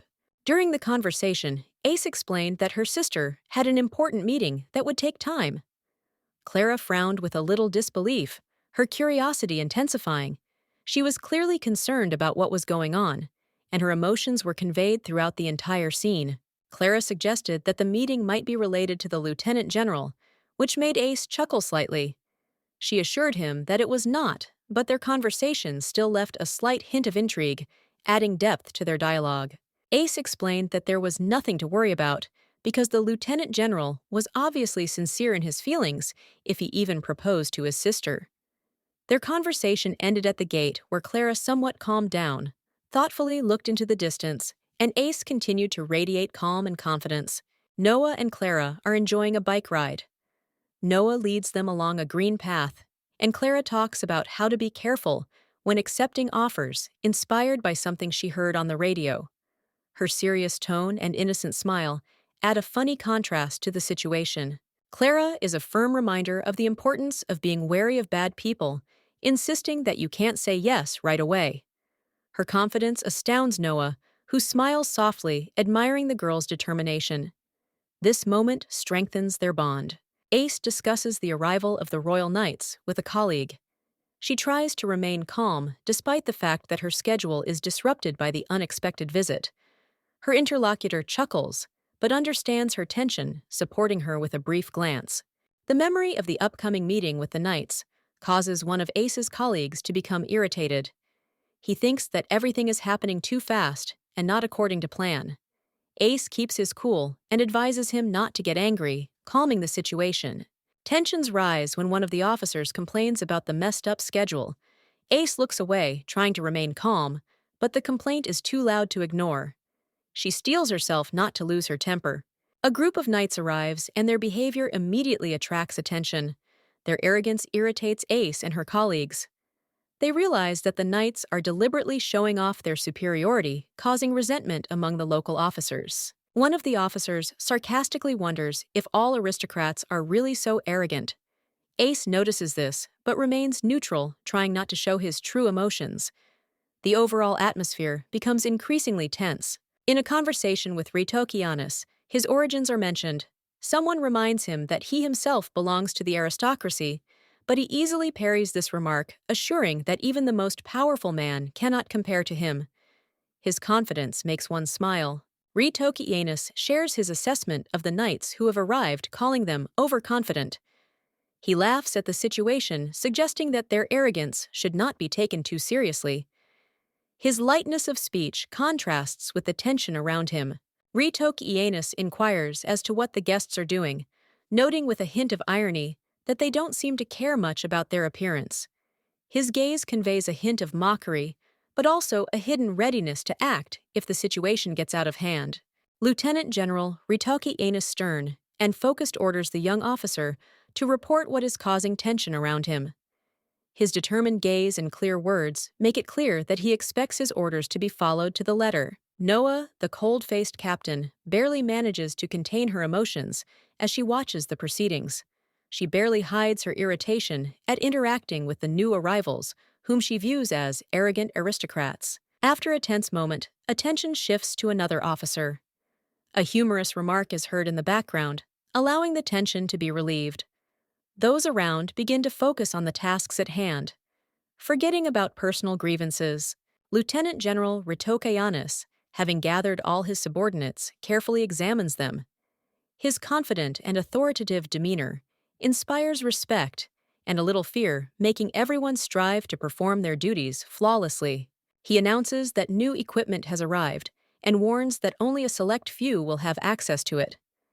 His voice, calm but firm, indicates the rigor of the selection and the importance of responsibility in their mission. There is excitement among the participants. Ritokianis announces the names of those who will be in charge of distributing the things, and the rest head to the frigate. Some are visibly tense, but Captain Noah maintains complete composure. Suddenly, another officer, Ami Chidia, breaks down and desperately begs to be sent to the frigate. Her emotional speech causes mixed reactions. Some sympathize, while others consider her behavior unworthy. After the rejection, Ami looks completely broken. She jokingly complains about her fate, but there is a bitterness of disappointment in her voice. Her colleagues can hardly hide their smiles, trying to maintain a serious atmosphere.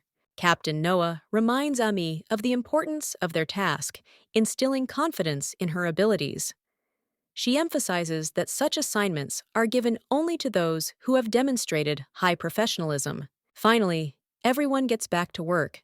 Ami continues to grumble, but with less seriousness, and Noah continues to explain the strategic value of their mission with a smile. The atmosphere gradually clears, and the team begins to act in a coordinated manner. Noah felt an unusual lightness in her movements as she passed the base, wondering how much of it was due to the new type of equipment. The feeling that the usual heaviness had disappeared gave her a confidence and a sense of freedom that had been missing for a long time in the tense military routine. Her thoughts are interrupted by a message from the magic tower relayed to her by her colleagues. Noah's gaze is focused. She understands that she has yet another important issue to sort out related to the mission. Her eyes are focused, mixed with a shadow of worry. The officers discuss the new submarine, pointing out the difficulties in balancing it. Due to the reduced weight, Noah listens, intently analyzing the situation. The technology promises to be useful, but its peculiarities require caution and adaptation from the crew. The two junior officers look confused when they hear about the difficulties of diving and staying underwater for long periods of time. Their doubts reflect the general mood of the team. Noah knows that he has to instill confidence in them and show them how to handle the new equipment. Lieutenant General Ritokianis explains that the submarine will follow a specific protocol for diving and movement. His clear instructions give the crew direction, but Noah notes that the situation remains tense, requiring further clarification. Ritokianis addresses Noah, asking about her connections to General Flancy. This surprises the girl, but she calmly confirms that she only briefly crossed paths with him. A slight confusion flickers in her eyes at the unexpected question. The general mentions that Flancy previously held a prominent position in the military, clearly testing Noah's reaction. She calmly explains that their interactions have been minimal and tries to understand where this question is heading. Ritoke Anus, noticing her reaction, only briefly ends the conversation, leaving Noah thoughtful. She understands that there is something he is not telling her, but decides not to press the issue for now, giving her time to put everything in its place. The girl's thoughts begin to revolve around strange hints and omissions. She worries that the mysteries continue to multiply, and the answers still remain beyond the reach. Noah feels the need to get to the bottom of it. Gathering her thoughts, she decides to put her doubts aside and focus on the task at hand. Her gaze turns to the distance where a new mission awaits and an opportunity to prove herself in conditions that require maximum concentration. Noah looks into the distance, thoughtfully pondering the incomprehensible actions of one of her comrades. Her facial expression clearly conveys the internal tension and the attempt to understand what exactly he is planning. A coworker approaches her from behind, teasing Noah about possibly confessing his love. The joke is unexpected, and she reacts with a mixture of embarrassment and irritation, clearly not happy with the innuendo. In response to this inappropriate conversation, Noah, with a serious expression, orders his comrade to perform an absurd action as a lesson, clearly showing that there is no place for personal issues at work. He obediently carries out the order, causing even more discontent. Noah presses her earpiece, accepting an important call. Her determined movement suggests that she is returning to more serious matters, ignoring the entire previous incident. The captain calls Noah, informing him that he needs to confirm communications. The situation becomes serious, and attention turns to the implementation of important military tasks.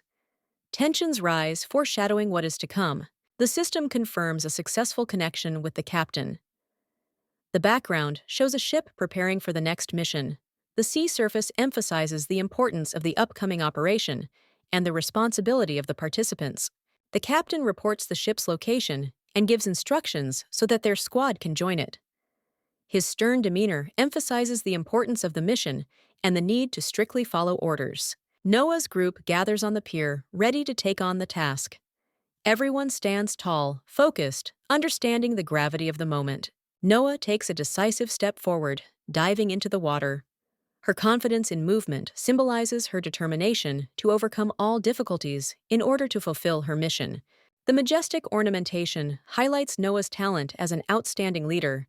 Her image is filled with light and symbolism, showing her role as an exceptional team member capable of great deeds. Retikianus, a brilliant military genius with white hair and red eyes, stood out for his sharp mind and cold determination.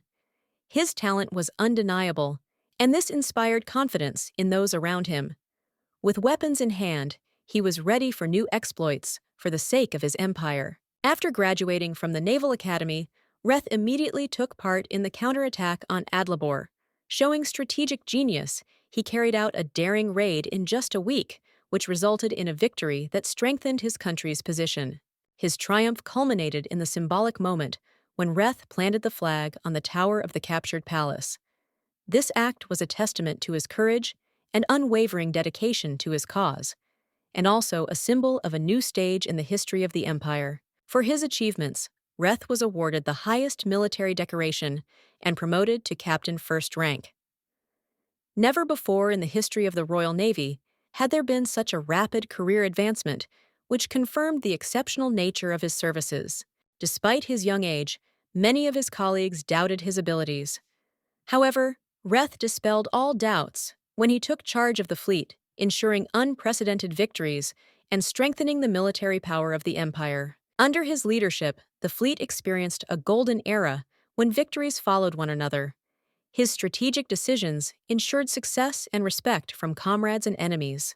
Over time, Reth was promoted to lieutenant general, a title that underscored his influence and status in the military hierarchy. He continued to inspire those around him by his example. Together with General Adbella Reth, founded an elite unit, the Special Ship Squad. This group became a symbol of power and elitism, raising the kingdom's fighting forces to a new level. This unit, called Specials, included only 13 selected fighters who had undergone the most rigorous selection. Each of them was an elite warrior, ready to carry out any order of his commander. Reth, surrounded by his team, continued to inspire them with his strength and leadership. Their exploits became legendary, strengthening not only the military might, but also the spirit of the Empire, which was unbreakable thanks to his efforts. The team, decked out in cutting-edge technology, discussed the amazing efficiency of their gear. Noah, with a small smile, wonders how people ever managed without such conveniences in the past, reminding his colleagues of the breakthroughs that changed their world. One of the team members begins to speculate about the magic built into their gear. He suggests that its functions may include healing spells, levitation spells, and other complex elements that provide protection in their working environment. Noah explains in detail the construction of their magical suits. She mentions protective spells that maintain body temperature and a balance that allows them to withstand the pressure of the waves. Thanks to these technologies, they can stay in the deep sea for a long time. The team admires Noah's knowledge, considering her a true expert. The atmosphere becomes more relaxed. The younger member of the team humorously expresses his surprise at her competence, causing good-natured smiles from those around him. The newcomer to the team admits that this is his first assignment and shares his worries. His embarrassment is noticeable in the uncertain movement of his legs in the water. His colleagues try to encourage him, promising to help correct possible mistakes. Noah assures the newcomer that even if he fails, the team will support him. Her calm and confidence instills a sense of security in the young employee. The other members of the group smile sincerely, trying to create a positive atmosphere. Teammates encourage trust in them and their experience. Noah and her colleague demonstrate confidence in their abilities through humor, charging everyone with enthusiasm. Even in a difficult mission, their lightness and humor help maintain a fighting spirit. One of the team members hints that Noah and Lieutenant General Ritokonos were discussing something personal. However, the moment is cut short, as Noah abruptly calls his colleague to order to avoid unnecessary conversations.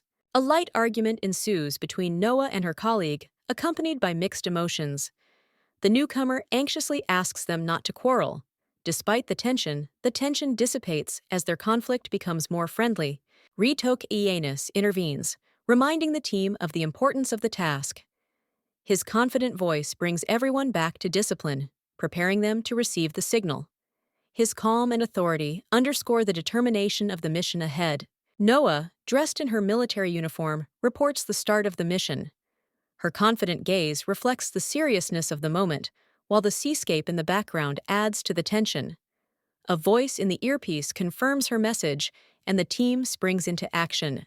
The white-haired man, Lieutenant General Ritokonos, gives the order to retreat to a safe distance. His stern tone and decisive gestures urge the crew to act quickly. The sea surface beneath their feet sparkles with light, creating a dramatic effect. Noah focuses, knowing that this is the key moment of the mission. Her eyes are full of determination, her internal monologue reminding her of the importance of concentration. The shadows of tension on her face add to the sense of drama. She manages to create a protective barrier that materializes as a glowing dome around her. Waves of energy ripple, amplifying the effect of her determination and strength. This achievement demonstrates her professionalism and level of training. The team begins to move forward, each with their own task. Noah signals to split up, and the team members head off in different directions. The water around them seems to emphasize the importance of what is happening. One of the team members takes on the task of exploring the lower layers of the water. Her calm smile and determined gaze indicate her readiness for difficulties. She dives into the sea depths, accompanied by a slight glow from the protective dome. Noah, adjusting her headset, bids farewell to the team, giving them a pep talk before the mission begins. Her long hair flutters as the voice in her earpiece records the team members entering the water. Her confidence inspires the others. The last member of the team, standing at the edge, glances into the water, checking for readiness. His feet are already submerged in the glowing waves. The lieutenant general gives the order to complete the entry into the water and join the mission. Ritokonos reminds the team to record their actions and observations. His voice, strong and confident, cuts through the roar of the waves, guiding the team in the right direction. The landscape around them frames the mission in an atmosphere of epic importance. After the mission, the team gathers to discuss the challenges and successes. One of the team members complains about the difficulty of maintaining balance, noting that Adelo's inventions are questionable. The atmosphere lightens and laughter breaks out. But the tension of the mission is still palpable. A young man discusses with irritation a problem with a membrane that lets water through. His indignation is directed at the magic tower, accusing its inhabitants of irresponsibility, which makes his frustration obvious and highlights the unfairness of the situation. A soldier reports a call to Captain Bello. She is puzzled by who might be looking for her through the phone. The scene conveys both the professional setting and the personal tension associated with an unexpected call. Noah answers the phone. In the conversation, she is informed that Miss Clara has probably gotten into a fight. The question about winning sounds sarcastic, but the real problem turns out to be much deeper and more disturbing. The source of the conflict is revealed. Clara has fought with the son of the influential Lord Delight. This is not just a school fight, but a potential scandal with serious consequences, which adds to the tension. Lord Delight's son appears before the audience, expressing contempt for Clara.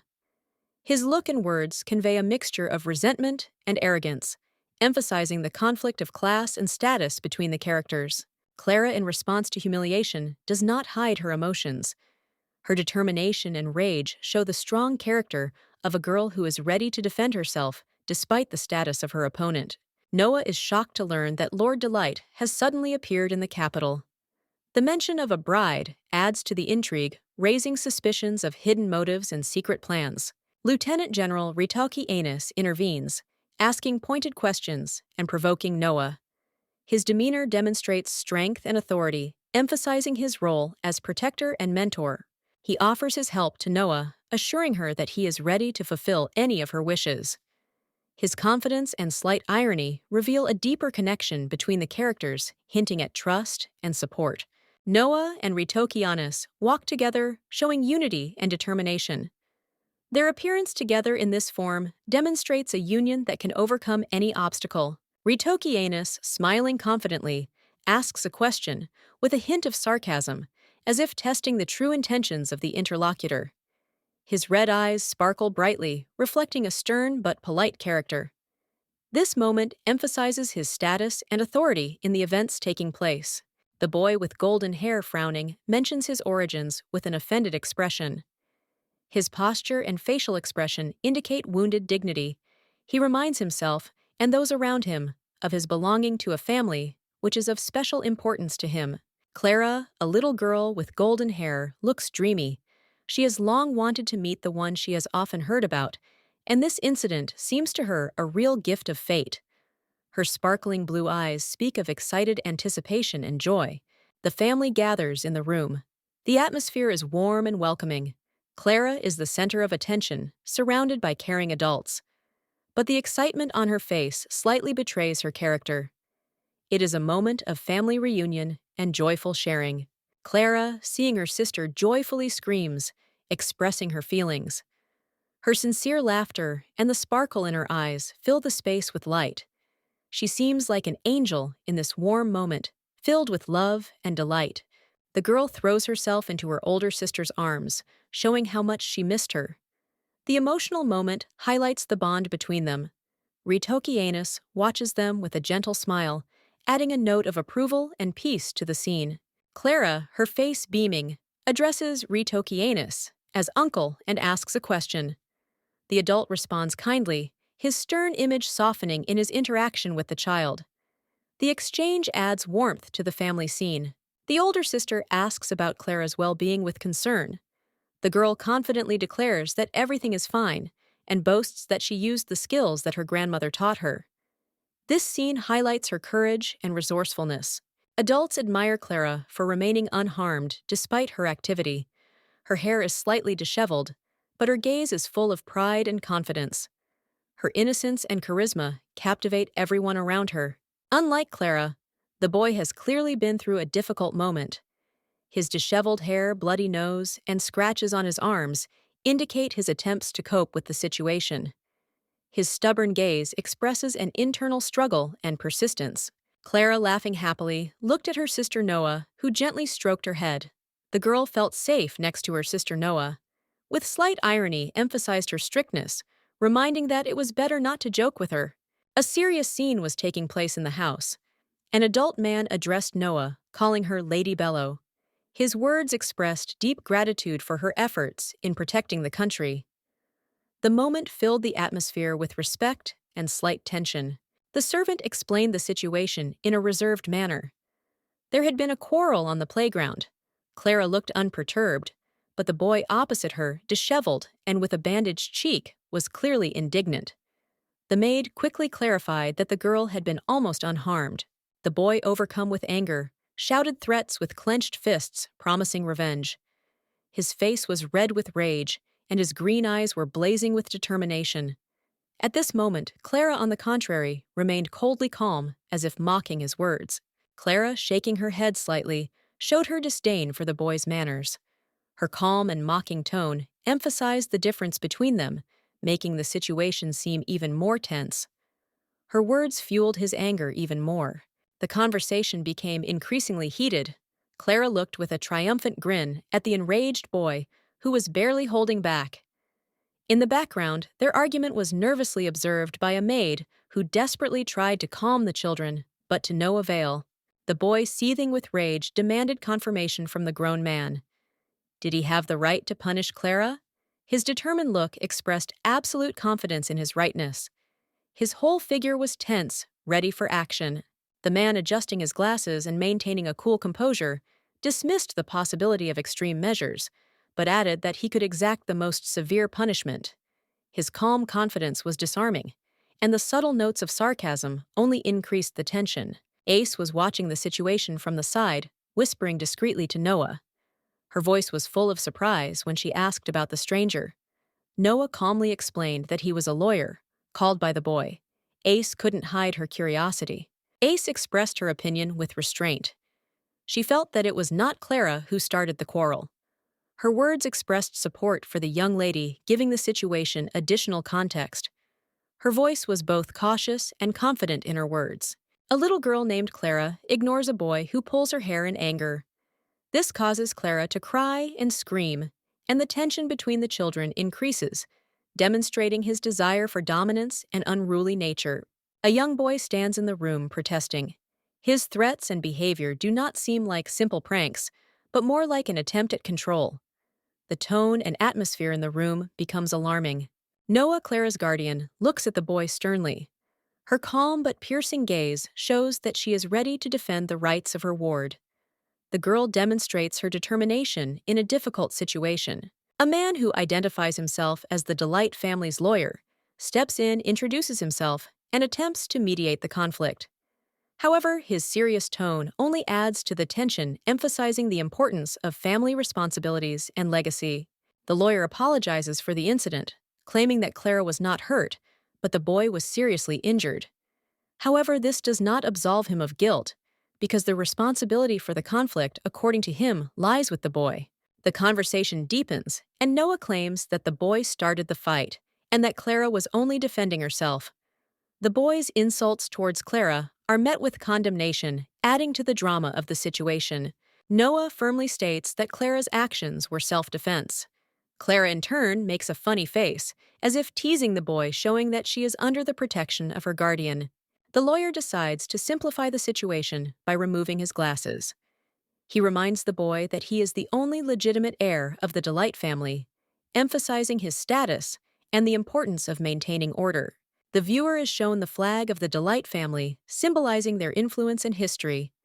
The family has been protecting the royal family for many years, and their lineage is famous for its nobility and strength. The boy, a third-generation Delight, smiles, showing his pride. But behind his smile is a desire to prove his strength and importance in the eyes of others. Ritoki Yanis, dressed in an elegant suit, reflects on his responsibility to his family, where children are at the center. His serious gaze and hand gesture show how important his role as a trusted person, charged with responsibility for their future, is to him. He agrees that adults should not interfere in children's conflicts. In the hall, his interlocutor suggests discussing the details in private. Ritok Aenos immediately supports this idea, which shows his openness to dialogue and willingness to resolve issues diplomatically.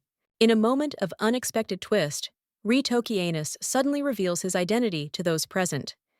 His charismatic smile and calm confidence cause a mixture of surprise and admiration in everyone nearby. Ritokianus introduces himself, formally claiming that his name connotes importance and authority. His refined appearance and calm tone of speech create an atmosphere of gentle tension and deep respect. Ace carefully puts Clara to bed, supporting her after a busy day. The girl laughs and yawns, confirming her tiredness. There is a sincere affection between them, creating a warm family atmosphere. Ace asks a question regarding Ritokianus. Her mild curiosity and calm voice hint that the history of the Oceanus family hides many secrets that she wishes to unravel. Ritokianus explains the importance of the Oceanus family in society. Through the change of scenery and the appearance of a complex mechanical clock, it is emphasized that his name is associated with serious power and the secret mechanisms of the political game. The luxurious palace, looking at its architecture and garden, experiencing mixed feelings. Admiration for the beauty and curiosity about the life inside this moment increases the mystery and intrigue around the Oceanus family. Ritokianus reveals that the Oceanus are one of the most influential families after the Adbello. His tone emphasizes his confidence in his power, and his gaze pierces those around him, as if reminding him of the greatness of his lineage. Ace is surprised to learn that the Oceanus family is renowned for its military might. She ponders the significance of their influence with admiration and caution, realizing that a new, more complex world is opening up to her. Clara listened with rapt attention to the story of the Oceanus family, which was famous for its military achievements. She was impressed by the images of her ancestors, brave knights who stood up to defend their native country. The girl was amazed at how deep the roots of their military heritage were. Then they explained to her that the Oceanus were not only warriors, but also masters of military industry. They developed weapons, providing their country with the best technology. At that moment, Clara, smiling broadly, guessed that they were talking about weapons production. She was told that the Adbello family was responsible for the manufacturing, but that all their work was coordinated with the Oceanus. This rule underscored the family's status as the ultimate arbiter of the country's military affairs. Clara listened attentively, clearly impressed by the significance of their role. The products developed under the supervision of the Oceanus are then used by the elite Special Ship Squad. This underlines the strategic importance of their work and their contribution to the country's security. Clara was amazed, imagining the scale of their influence. The girl excitedly compared Ritokianus to another famous person, hinting that she thought he was more outstanding. Her opinion made Ace smile, who laughingly confirmed that he was indeed far superior. Clara, enchanted by the story, suddenly decided that she would call Ritokianus her son-in-law. This statement, filled with childish spontaneity, made everyone in the room laugh, but it reflected her sincere admiration for the general. Ritokianus arrived at the Delight Mansion and was greeted with respect. The family had made a positive impression on him, confirming their reputation as one of the outstanding. There was a sense of importance in the room. The man noted that Oceanus were not like everyone else. Their role went beyond their normal duties, making them unique. His voice sounded genuinely proud of his heritage, and it did not go unnoticed. In conversation, he emphasized the courage of Ace's actions in contacting headquarters before their arrival in the South. Her determination and organization seemed to surprise and impress him, increasing his respect for her. Suddenly, a tall man entered the room, his appearance causing unexpected joy. His visit was a pleasant surprise, ending this series of events on a warm and positive note. Noah and Ritokianus enter the room, confronted by a tense atmosphere. Noah's gaze is serious, and the lieutenant general holds himself confidently, directing his red gaze at the man, whose voice betrays hidden displeasure. During the conversation, it becomes clear that the general knows the details of the situation. He calmly mentions the location of Lord Delight, which immediately unsettles the interlocutor, who clearly did not expect such knowledge. Ritoki continues forcing the other person to justify the delay. He asks questions softly, but with obvious sarcasm, putting the situation in an unfavorable light for the opponent. His gaze and smile emphasize confidence and control. The general, as if to console, assures that he understands what is happening. His calm and even tone contrast with the tense posture of the other participant in the conversation, where even a step back indicates his confusion. Ritoki steps closer, threateningly close. Words about parents interfering in children's fights fly from his lips, heightening the drama. The scene emphasizes his dominance and calculation. Noah watches the situation, agreeing with the general's conclusions. However, she does not want to leave the problem unresolved, feeling the need to act and defend her principles. A young man bursts in angry complaining about Lord Delight's son threatening his sister. His emotions are running high, and his voice is filled with righteous indignation, demanding justice. Lord Delight, who stands before them, keeps a cold expression on his face. He listens without showing any emotion, which only increases the tension in the room. The Lord finally breaks the silence, offering a brief apology. However, his icy tone and lack of sincerity make everyone feel that it is more of a formality than a sign of regret. Delight's apology was not sincere. Noah is inwardly indignant, feeling that the Lord did not even flinch, despite the seriousness of the accusations. Noah, holding back her anger, reproaches the man in uniform for obviously not regretting what he did. She shows her resolve by declaring that she will not make excuses for Clara's actions. The conflict escalates, but Clara maintains her cool fortitude. Having voiced his complaints, Noah sternly demands that the lieutenant general keep his son away from Clara. She points out his responsibility to raise the child so that he does not bully other children, otherwise she will contact the school principal. The man reluctantly admits that she is right. A tense silence hangs in the air between them. They stare into each other's eyes, unwilling to give in. Noah's internal monologue betrays her desire to continue the argument, but common sense prevails. Suddenly, attention turns to the boy standing to the side. He is clearly frightened and unsure of himself. His gaze is troubled, and Noah wonders how severe a punishment he might receive for his misbehavior. Later, Noah and the man with white hair walk under the flowering trees, discussing the situation. She expresses hope that the boy will be okay. The man agrees that the father's punishment may be severe, which makes the girl anxious. The man notices that the boy knows some bad language, which is unusual for his age. He raises the question of who could have had such an influence on the child. This makes Noah wonder about the reasons for the boy's behavior. Reflecting on what happened, Noah admits that this is why she decided not to get into the argument. She understands that it is better to keep her distance from people like the lieutenant general to preserve her own dignity. The man agrees with her conclusion, surprising Noah. She notes the ironic thought that they may have found common ground for the first time in this situation. Reflecting on Ritoki, Noah notices his contradictory nature. Despite his indifference to the problems of others, he sometimes shows an unexpected interest in caring for others, which causes her mixed feelings. Noah's final thought concludes her observation. She realizes that the man's concern is unusual and peculiar, causing her to smile slightly. Her gaze reflects a mixture of irony and acceptance of the situation. Noah was decisive in discussing important issues, assuring her interlocutor that endless reasoning would only distract them from the essence.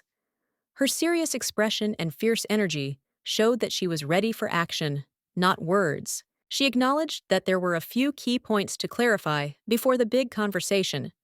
Her confident posture and piercing gaze confirmed her determination to leave no stone unturned.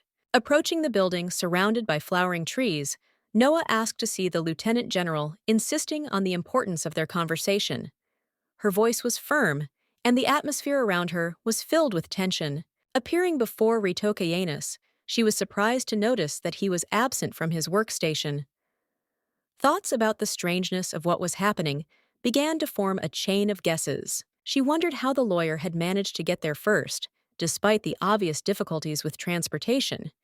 It seemed too suspicious, and Noah began to form a hypothesis about his intentions.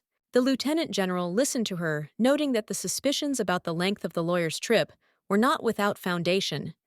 His calm but ironic demeanor added intrigue to the discussion. Ritokianus smiled and expressed genuine interest in the mystery, but sarcastically hinted that cooperation with an unpredictable partner required caution. His enigmatic tone raised tension and questions. The lieutenant general noted Noah's busyness, while also reminding him of the important event to come. His tone emphasized the hidden subtext of their dialogue, hinting at deeper plans. Ritokianus's mention of the wedding and the preparations for it left Noah confused.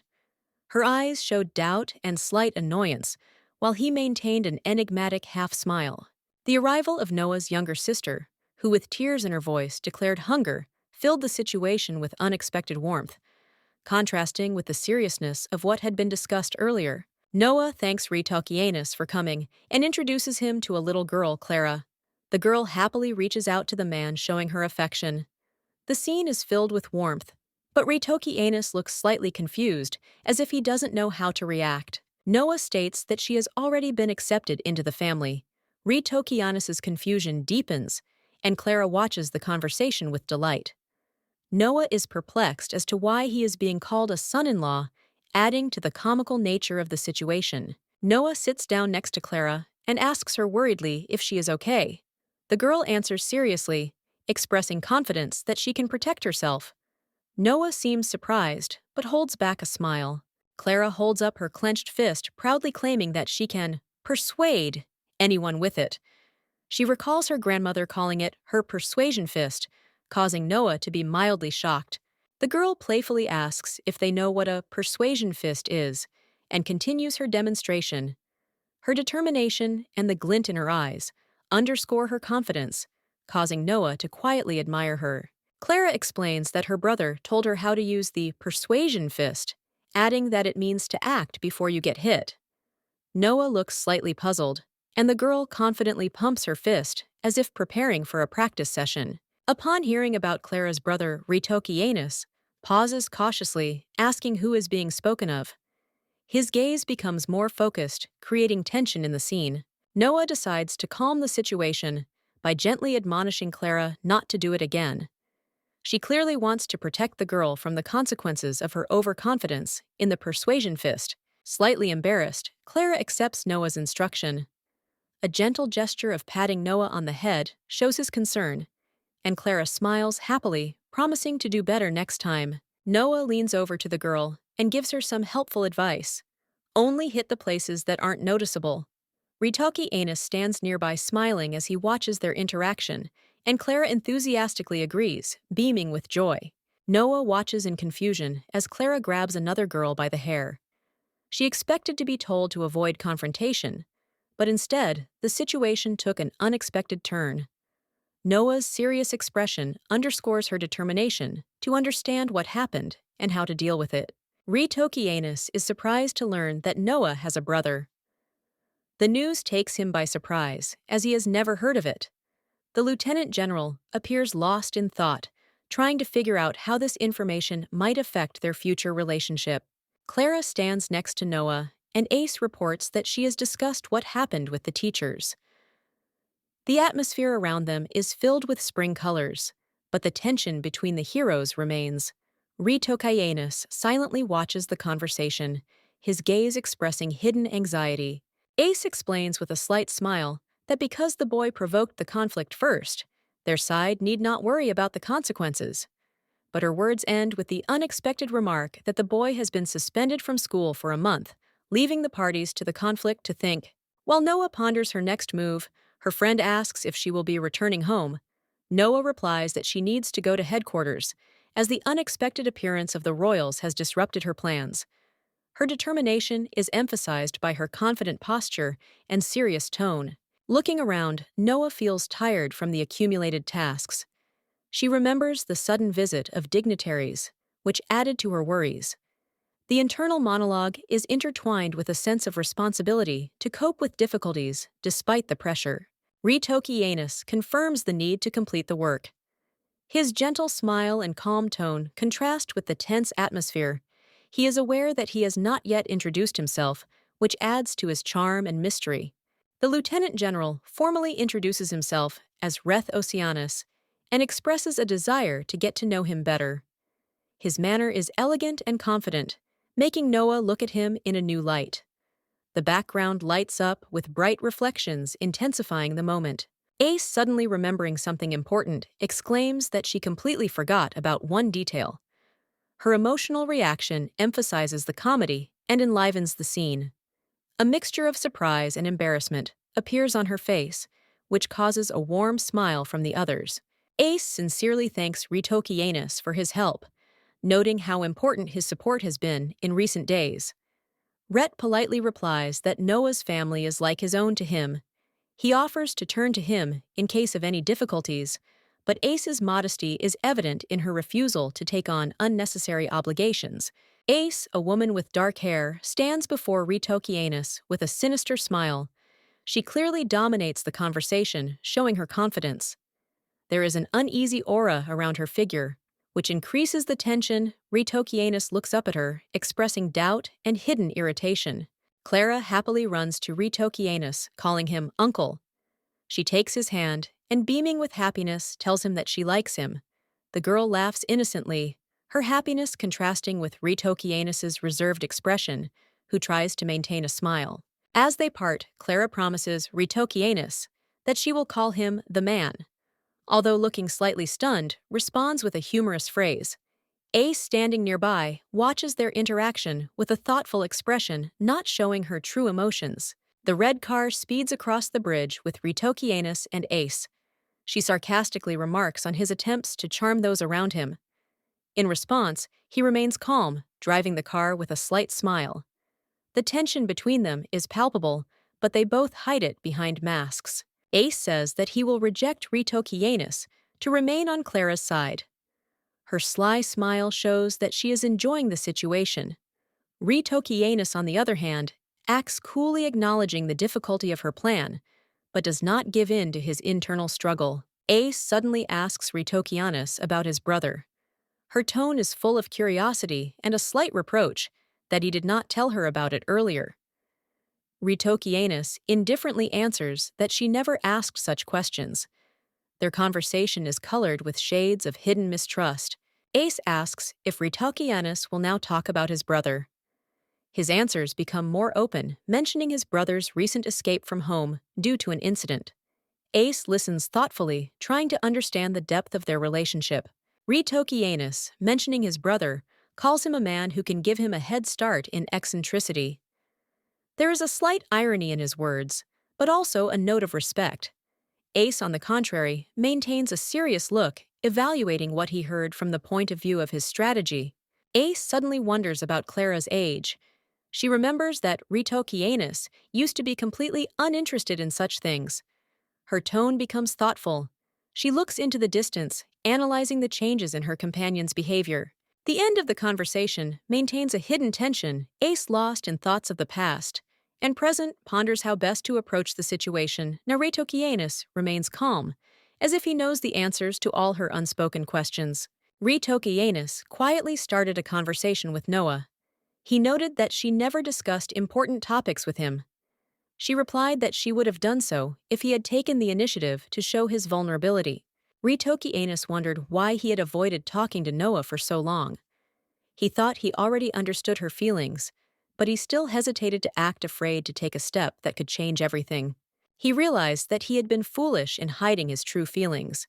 Instead of being honest, he had only complicated matters further by trying to avoid uncomfortable topics and questions. Despite this realization, he did nothing. Ritokianus tried to convince himself that winning the duel for the sword was meaningful, but he knew it was just an excuse to delay the inevitable conversation with Noah. Noah watched him closely as he made his conclusion.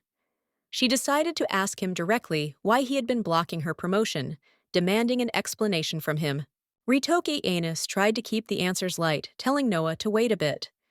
His eyes and tone betrayed his confusion, but he wanted to maintain control of the situation without showing his vulnerability. Noah grabbed his face and demanded honesty.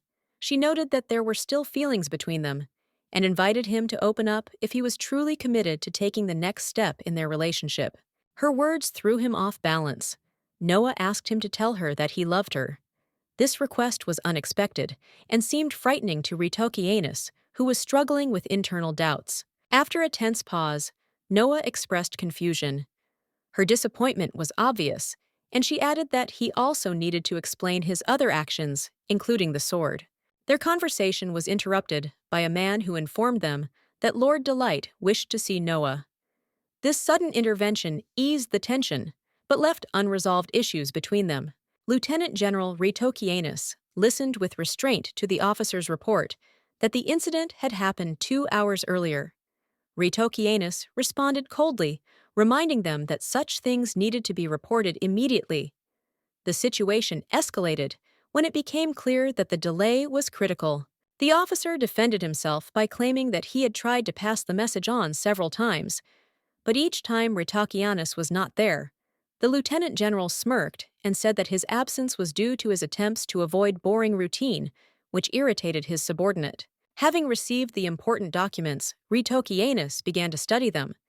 He noticed that Captain Bello had asked him to deliver something to him personally. Slightly intrigued, he allowed the officer to hand over the message, not attaching any importance to its contents.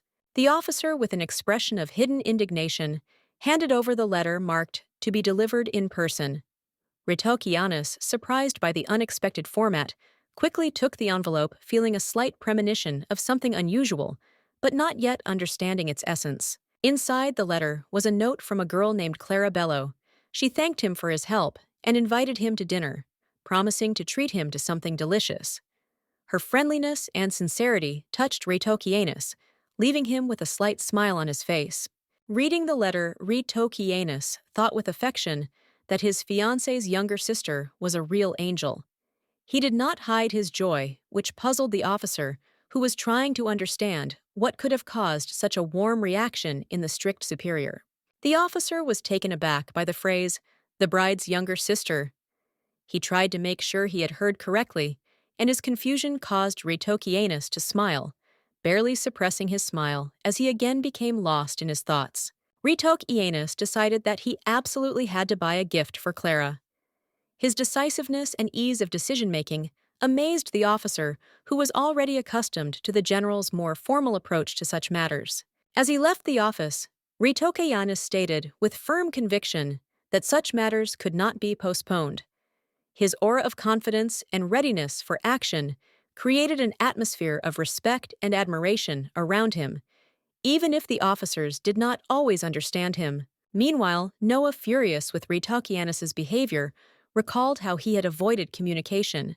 She vowed that next time she would definitely not leave him alone, ready to act decisively to prevent him from avoiding the conversation again. Noah looked thoughtfully into the distance, holding her weapon in her hands. Ace asked her opinion about the royal knights. This topic seemed important to both of them, because their presence always meant changes, and every detail could carry a hidden meaning. Noah looked collected, but her gaze betrayed anxiety. Ace, sitting on the box, calmly continued her thoughts about the knights, noting their obvious closeness to the king. Noah was not surprised, as if she had already become accustomed to the surprises that followed the appearance of the knights. Their role in politics seemed too ambiguous to be an accident. Ace assumed that the knight's rude interference was clearly connected to ulterior motives. She wiped her weapon as if it helped her focus her thoughts.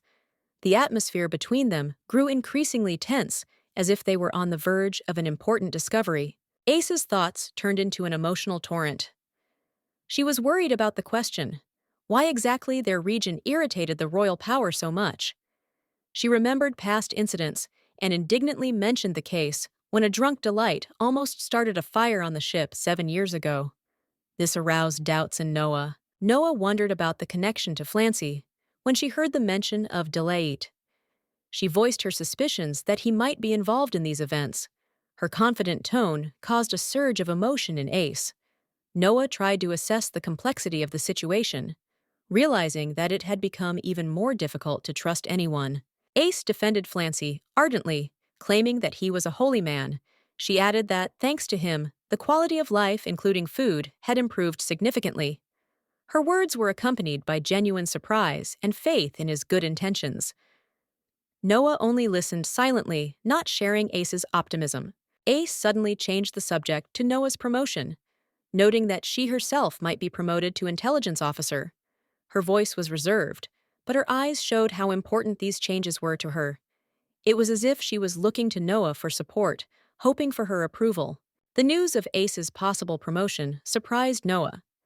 She replied that it was unofficial at this point, but that there had been some major changes at headquarters, including plans to introduce a course for the mid-fleet.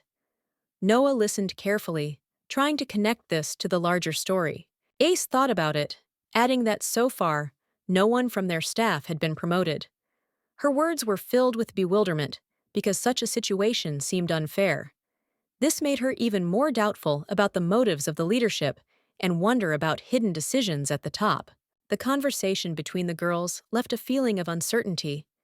Their worries about the future suspicions about the king's knights and politics were woven into the chain of events. Noah and Ace understood that their lives were about to change, and every little thing could become a clue to the solution. Noah discusses a recent promotion with Lieutenant General Ritoki Anis. She is annoyed to learn that not only was she excluded from the review, but so were all of the candidates on their staff. Her indignation is evident in her body language, and Ritoki Anis maintains a stern composure as she makes her case. Lieutenant General Retokianis explains the situation to Noah. He explains that the decision was made based on other criteria and that these circumstances had nothing to do with the personal qualities of the rejected candidates. Noah listens thoughtfully, but remains internally dissatisfied with this development. Noah approaches Ami to learn more about the reasons behind such a controversial decision. Noah is seen struggling to cope with her irritation, but her confidence in her actions is genuine. Ami, being unaware, looks at her in surprise, but is ready to help. At this time, Ritoki Anus receives another officer, giving him a strict order. His tone and facial expression emphasize his determination and firmness of character, and the officer standing opposite him tensely perceives the words of his superior, preparing to carry out the order. Ritoki Anus ponders the importance of friendly relations between the Navy and the knightly order of the kingdom. Despite his outward calm, his gaze betrays the wariness and apprehension associated with this diplomatic process. In the evening, Ritoki Anus arrives at the country house. In the cozy atmosphere surrounded by the silence of the night and the stars, he is greeted as a long-awaited guest. The warmth of this place is in sharp contrast to his usual military life. Noah angrily asks Clara not to call Ritoki Anus uncle, implying that it is inappropriate for a man of his position. Clara, in her childish stubbornness, ignores the remarks, giving the situation a light touch of humor. Clara happily invites the lieutenant general to dinner. Her radiant smile and childlike sincerity fill the atmosphere with warmth. She looks as if she wants to make this evening special for her guest, despite his stern appearance.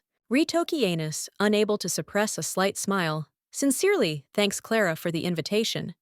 Her charm touches even his stern heart. He emphasizes how smart and charming she is for her age, which makes her embarrassed and proud. Ritoki Anus hands Clara a gift that clearly delights her. She immediately tries to open it, anticipating something incredibly interesting. This gesture symbolizes the sincere gratitude and respect he feels for his little mistress. Ace greets Clara and hands her a gift, expressing goodwill.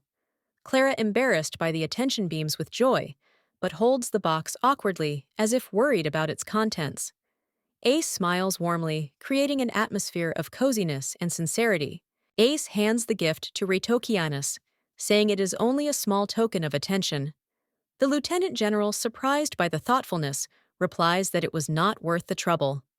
Their exchange of glances conveys respect and ease, mixed with gratitude. The gift turns out to be a bottle of expensive wine, which shocks Asa. She thinks that such a purchase cost a lot of effort and money, causing her to laugh inwardly at the absurdity of the situation. Meanwhile, the wine remains a symbol of respect. Clara, inspired by the setting, announces that she will begin cooking dinner. Her energy and enthusiasm fill the space with positivity. She then thanks Uncle Ritoki Anus for his help, demonstrating her sincere appreciation. Ritoki Anus asks Clara solicitously if one of the boys is bothering her. She replies that he has been quiet today, but adds the detail of bruises on his arms and legs, which makes the adults suspicious of what has happened. Ace and Ritokianus discuss possible causes of the bruises. Ace suggests that the boy may have fallen, but the details remain unclear. Clara expresses her concern with naive sincerity, showing affection for another character. The evening continues with a cozy family scene. Clara calls everyone to the table, joyfully inviting them to spend time together. The house is lit with soft light, emphasizing the warmth of the family atmosphere and the unity of all present. Ace prepares dinner, trying her best. She apologizes for her poor cooking skills, but Ritokianus assures that everything is delicious. The soft candlelight emphasizes the warmth and harmony at the table. During dinner, Ritokianus particularly praises the seafood stew, adding that it exceeds all expectations. His contented expression conveys genuine gratitude, and the overall atmosphere at the table enhances the feeling of coziness and joy. The dinner takes place in an atmosphere of warmth and joy, emphasizing family values and strengthening the bonds between the characters, creating a sense of completion and satisfaction. Clara happily enjoyed the food enthusiastically, discussing the dishes. Noah, watching her, tried to contain her irritation and reminded the girl of decency which betrayed her strictness. Despite this, the warm atmosphere of the dinner brought them closer, allowing them to feel the family care. Ritokianus was present at the table, smiling as he watched Clara's appetite. His approval brought genuine joy to the girl, as she always had a desire to please others. She sincerely thanked them for their attention, feeling herself the center of attention. Noah couldn't shake the strange feeling. Her thoughts were full of contradictions. She felt how the unusual warmth of the family environment touched her soul. The realization that she had become part of such a warm relationship filled her with anxiety and quiet joy at the same time. Clara, her eyes shining, thanked her for the gift. Ritokianus looked at her with slight surprise, but it was clear that he was glad for her happiness. Noah, slightly reproaching her sister for her persistence, thought about her spontaneity and sincerity, which she sometimes lacked. Clara, hugging the doll, assured Noah that she had changed. Her words were full of sincerity, as if she really wanted to show that she had grown up and become more serious. Noah, surprised by such revelations, looked at her with a slight smile, but warmth sparkled in her eyes. Clara remembered how adults used to spoil her with treats and money. Now she realized that love and attention were truly received for merits, and not just like that. This thought made her slightly sad, but she still found joy in small manifestations of care. Ritokianus could hardly contain his laughter, watching Clara's lively emotions. The girl turned to Noah with a question about why her uncle looked so thoughtful. Noah, slightly shrugging her shoulders, assumed that he simply wanted privacy, but the smile on her face gave away her mood. Ace finished serving the dessert, and having collected the dishes, was preparing to leave Clara beaming with joy. Sincerely thanked for the delicious pudding, which left a warm impression, Ace enjoyed this sincerity with a slight smile, understanding how important these moments were for the girl. Ritokianus volunteered to help Ace with the dishes, but she declined with a gentle smile. She suggested that he spend more time with Clara, and she easily took on the cleaning. Noah watched them, feeling how the atmosphere of the house was filled with care and warmth. Clara asked Ritokianus to spend time with her, to call her wish an honor. He agreed with a slight smile, understanding how much these moments meant to the girl. The warm sunlight through the windows added even more comfort to these moments. Clara shows a mysterious rabbit toy with a knife, introducing it as her protector. Noah remembers that this rabbit is depicted on the invitation and is surprised by its strange appearance. However, the toy seems sinister to her, and the girl cannot understand why he is holding a weapon. Ritokianus confirms that the rabbit with the knife is the toy associated with their mission. His calm but slightly mocking smile causes Noah to ask even more questions about the unusual talisman, which suddenly becomes the central figure in the discussion. Clara insists that the rabbit is on her side and serves as a punishment for those who violate sanitary laws, especially in animal husbandry. Her inspired speech sounds so serious that Ritokianus cannot help but laugh, struck by her unusual approach to justice. Clara's sudden smile makes Ritokianus suspicious. He looks at her with a slight fear and bewilderment, feeling that her words hide something more than a simple child's play. He begins to doubt her innocence. Clara announces that a new assistant will join their team today. Her enthusiasm underlines the importance of the event, and Noah, seemingly unaware of his new role, watches the proceedings with quiet surprise. Ritoki Anis realizes that the situation is taking an unexpected turn. Clara suddenly asks Ritoki Anis about his plans to marry her sister. Her directness and innocent curiosity astonish him. He tries not to show his confusion, but he can't hide a slight blush. Ritoki Anis admits that he would like to marry Noah, but his words sound uncertain.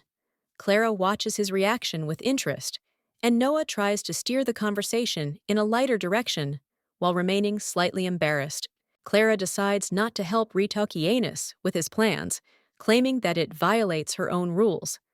The lieutenant general looks at her in surprise, realizing that her small but determined figure hides an indomitable spirit. Clara points out that third-party intervention in love affairs rarely ends well. She says this with a serious expression, holding herself confidently, while Ritoki Anis begins to realize the full complexity of his situation. After the conversation, Ritoki Anis leaves their home. Clara and Noah remain with, as who watches with silent calm. The farewell is filled with slight tension, but each of them understands that their story is only just beginning. Ace, with a friendly smile, offers the guests more tea. Her refined manner emphasizes the warm atmosphere, but behind this polite gesture, one can guess the hidden tension which causes slight uneasiness among those present.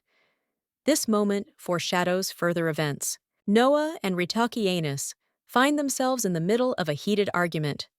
She accuses him of only supporting Ace because of the expensive wine he gave her. He calmly replies that he will not stay long as the morning promises to be tense. Their confrontation hints at a deeper conflict. Ace sees the guests off and warmly reminds them to be careful. Her words sound almost maternal, creating the illusion of care. But there is something in her eyes that makes Noah wary. This episode increases the tension between the characters. Noah turns to Ritoki Anis, noticing the chill in the night air. She reminds him of his duties, though there is an undercurrent of worry in her voice. A strange sense of distance grows between them, as if they are standing on opposite sides of an invisible wall. Ritoki Anis teases Noah with a gentle smile, asking why she is still outside.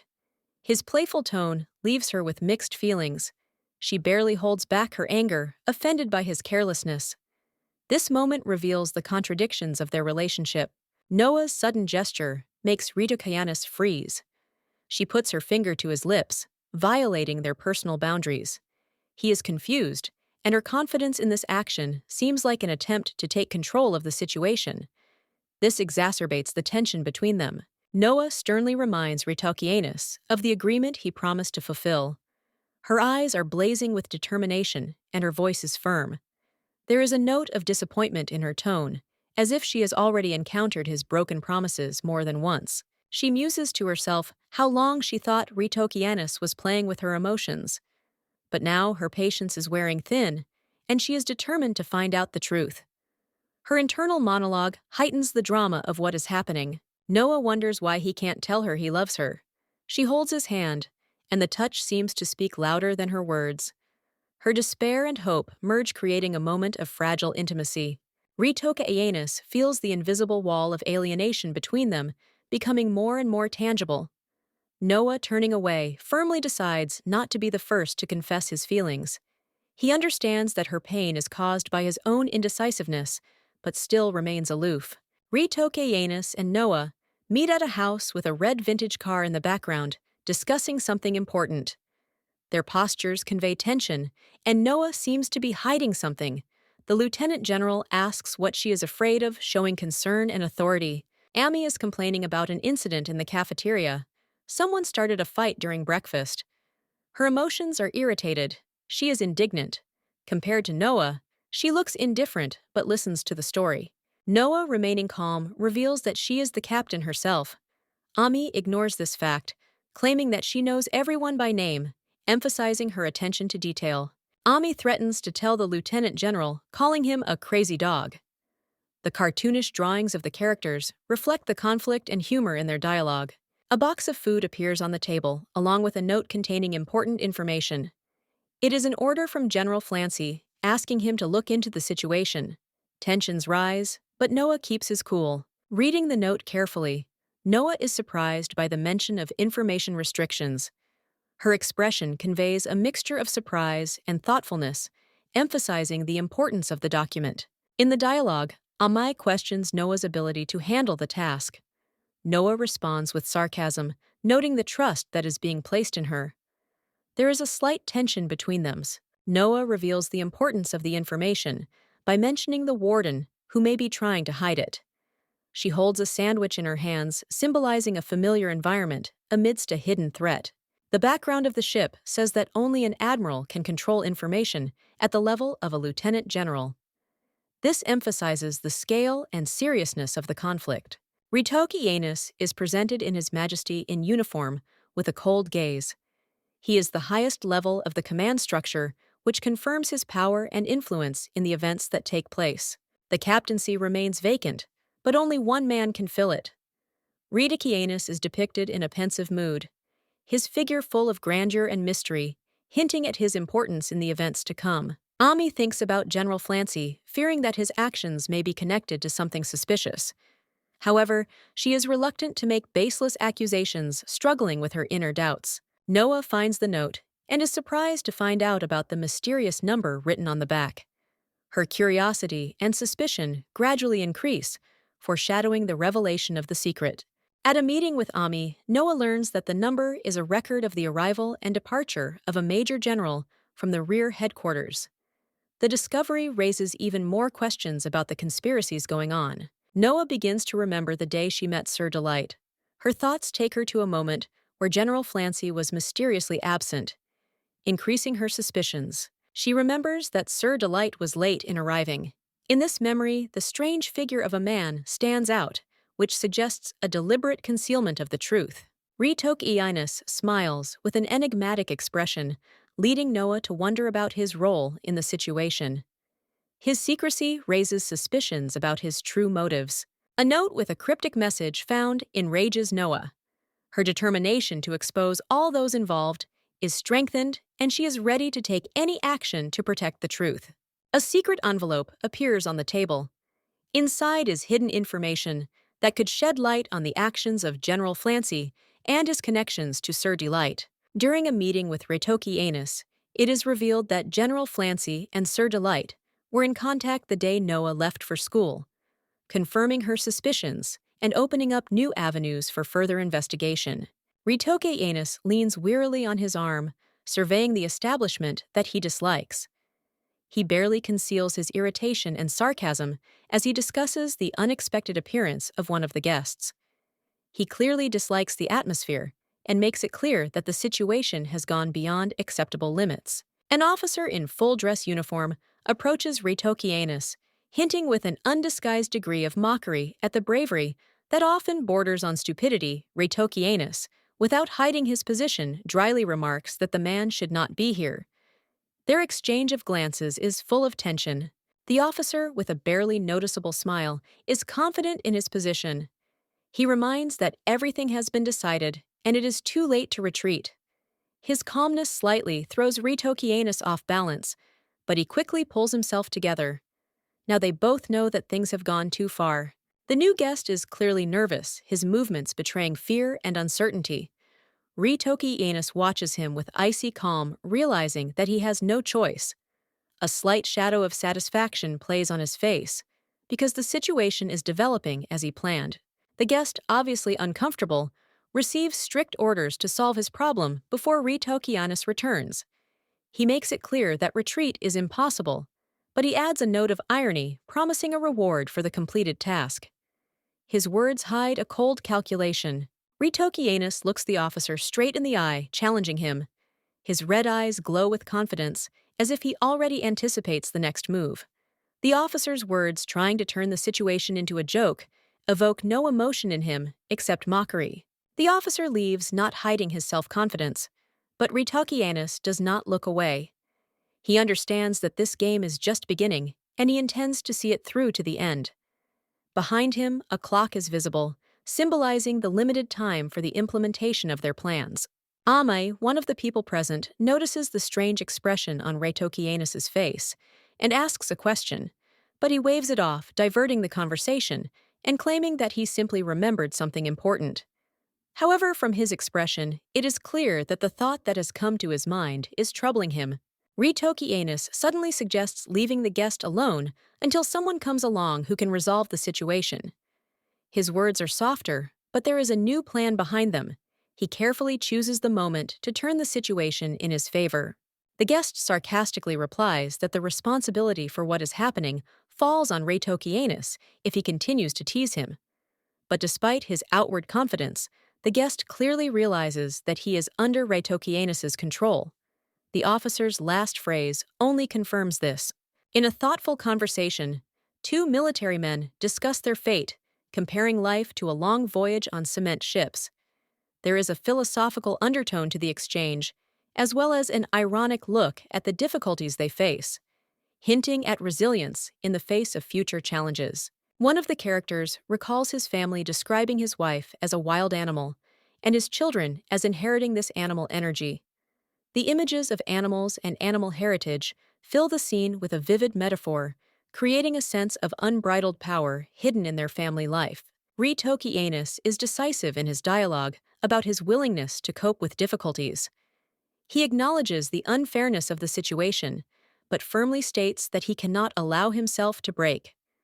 There is a mixture of pride, anger, and a desire to prove his resilience in his words. Speaking of the important duties, Reitokianus assures his interlocutor that all arrangements with the king have been completed. His confidence is reinforced by the knowledge that the senior officer notified the monarch in a timely manner, despite the doubts of those around him. An underlying tension manifests itself in the thought that the king may demand a stern explanation for the decision taken. However, this feeling quickly turns to indignation when Reitokianus notices the unfairness of the potential reproaches, doubting the rationality of those who criticize. A slight sneer enters the conversation when the other notes the similarity of views with the lieutenant general. The comment makes Reitokianus chuckle, emphasizing their shared complicity in the difficult choice and hinting at their similar madness in the performance of duty. The mention of training with the knights causes Reitokianus to smile slightly. He quietly confirms that he will be heading to the training grounds in preparation for the physical tests. His self-confidence highlights his inner strength and calm. The recruits are surprised to see horse-drawn carriages being used for transportation in this area. This causes a slight hint of surprise, as even in the capital, such transport has not become common. Their reaction adds a touch of culture shock to the scene. One of the young soldiers recalls today's breakfast with irritation, hinting at its tastelessness. This small detail adds humor to the overall picture, showing that even in the midst of serious events, everyday trifles still excite. On the table are delicious croissants, emitting the aroma of butter. They are simple but bright. The scene symbolizes a moment of calm in the hustle and bustle, reminding us of the value of such small pleasures. The team admires the sumptuous dinner, noting the variety of dishes. The bright salads, the choice of sauces. Everything seems incredibly festive. It causes delight and a feeling of surprising contrast with the usual standards of their life. One group member emotionally claims it is like a buffet, marveling at the level of food. Others discuss whether the troops eat like this every day, adding to the mystery of their new surroundings. Ami expresses doubt, suggesting that such a reception was arranged specifically for the sake of impression. But her friend Noah is sure of the opposite. The scale of the organization rules out such a thing. Tensions rise, and the participants begin to ponder hidden motives. A man in a dark uniform, with an authoritative voice, cuts off their guesses, urging everyone to focus on the purpose of the visit. He reminds the group of their responsibilities and puts them in an awkward position, emphasizing the importance of discipline. The host asks the group a direct question in a stern tone. Did they really come here for fun? One of the participants sheepishly denies it. The situation becomes tense because everyone is now expected to give their all. After a tense exchange, a man with white hair approaches the group and greets them. He introduces himself as Dur Ice, the representative of the Special's command. His confident demeanor and manner emphasize the importance of his role. Lieutenant General Dur Ice shakes hands with the group's commander, Gibert. The senior knight thanks them for the opportunity to train together, emphasizing that it is an honor to work with elite troops. A tall girl with long golden hair and a stern look appears on the horizon. Her elegance and powerful presence are admired. This is Noah, who despite her external beauty, immediately sets a serious tone. A group of military personnel discuss Noah's behavior and her extraordinary fortitude. They admire her, but understand that her presence requires maximum concentration from everyone. All this increases the tension among the participants. The story ends with the expectation of a joint training session. The atmosphere becomes serious, and each of the participants realizes the importance of what is happening. Lieutenant General Dur Ice concludes the briefing by assuring them of the importance of their mission. Ritok Ayanus, confidently demonstrating his leadership qualities, addresses the group of participants, raising an important issue. His serious tone hints at the difficult task ahead, and his gaze shows that he expects a clear answer and readiness from his subordinates. The team members listen carefully to Ritok Ayanus, who singles them out as part of the special ones. This makes some feel proud, but it also weighs heavily on their shoulders. They understand that their mission is associated with great risks and opportunities. A young man in uniform poses a provocative question about the capabilities of the ships, testing the limits of what they are allowed to do. His interest in personal transport causes tension among the assembled group, and it seems that this moment may become the key to their discussion. Ritokianus smiles wryly as he explains that owning a personal ship requires great effort, emphasizing that such opportunities are only available under exceptional circumstances, and that only a few are able to take full advantage of them. Ami, standing with other team members, is skeptical about the equipment provided. Her critical comment, echoed by her partner next to her, shows that not everyone shares the enthusiasm for the value of the equipment provided. The question of safety between men and women suddenly turns the atmosphere tense. Tense glances and angry expressions make it clear that this question touches on hidden problems in the team that require immediate solutions. The conflict escalates into an emotional altercation where threats and ridicule intertwine. Team members begin to lose their temper, but restraint and professionalism prevail. The situation heats up, but the participants understand that their common goal is at stake. Noah takes the initiative, offering to test the equipment in practice. Her quiet confidence and charisma make the others shut up and listen. Everyone understands that her offer is not just words, but an opportunity to prove herself. The team is shown unusual devices that they must master in order to operate the vehicle. It is explained that this complex equipment is offered specifically for training, and its correct use can be decisive in future missions. One of the participants notes that such devices often cause difficulties for newcomers. However, there is a readiness in his voice to overcome any obstacles because the team realizes that their success depends on joint efforts and discipline.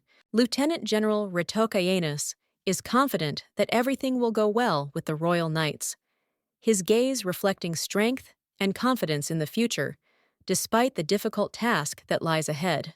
The three knights discuss the new task, mentioning that the idea of walking on water sounds like a fun ride. The lightness of their dialogue does not hide their excitement, because an unusual challenge awaits them. Upon arrival at the beach, the commander orders the preparation of protective equipment to successfully complete the training. The soldiers, despite hidden doubts, respond energetically, demonstrating readiness for action. During the briefing, the simplicity of the task is demonstrated. The equipment is put on, and you just need to swim to the designated point. Ritoki Inus speaks confidently, showing that this is possible if you follow the rules. The lieutenant general demonstrates how to use the equipment correctly. His gestures are confident, and his gaze leaves no doubt. He expects his subordinates to follow through attentively. One of the knights lifts the protective gear, surprised by its weight, about 40 kilograms. This becomes the first challenge for the group, as the weight makes them doubt their abilities. A detailed description of the equipment follows. It was created by the magical Lavello family. Its uniqueness lies in the fact that it combines advanced technology and the magic of the kingdom. The test begins, and one of the participants, successfully navigates the water, demonstrating the power of the equipment. Even in emergency situations, it allows you to save yourself by staying afloat. It is revealed that the lieutenant general himself once considered this masterpiece unfinished. He jokes that, for the first time, he felt as if he was carrying a house on his back. The result of the test was difficult. The knights are lying on the shore exhausted by the load. Ritokianus looks at them, thoughtfully assessing the result of the training, but notes that this is an important step towards their development. A young man comes to on a beach. He lies exhausted, looking at the sky. A seagull flies up next to him as if greeting him. Its weak moan hints at a long and difficult fight for life. It seems he has just survived some mysterious incident. The other soldiers, including a tall man with white hair, Rito Cayenus, look worried but quickly calm down when they see that the boy is alive. One of the officers jokingly offers to come visit, but is refused. The boy's older sister is clearly not thrilled about new acquaintances. On the beach, a boy notices something unusual on his body. His hand is shaking, and his expression is clearly confused. He realizes that he is wearing something strange, not appropriate for a normal situation. His words indicate surprise. He does not understand how he can use this object normally. The boy remembers trying to find information about a ship. He has trouble collecting his thoughts, but the memory seems important. The sounds and actions around him cannot distract him, and questions about the purpose and consequences of this search swarm in his head. Despite his weakness, the boy resolutely comes to his senses. He concludes that he has no choice but to use his last strength. His face expresses an internal struggle and determination that resonates in his every move. Guests and waiters are animatedly discussing the day, thanking each other for a job well done. The atmosphere is festive, despite the slight chaos. There is a sense of warmth and unity in the air. At one of the tables, a man in light clothes, with a playful grin, tries to relax, but his interlocutor, a fair-haired bartender, is indignant.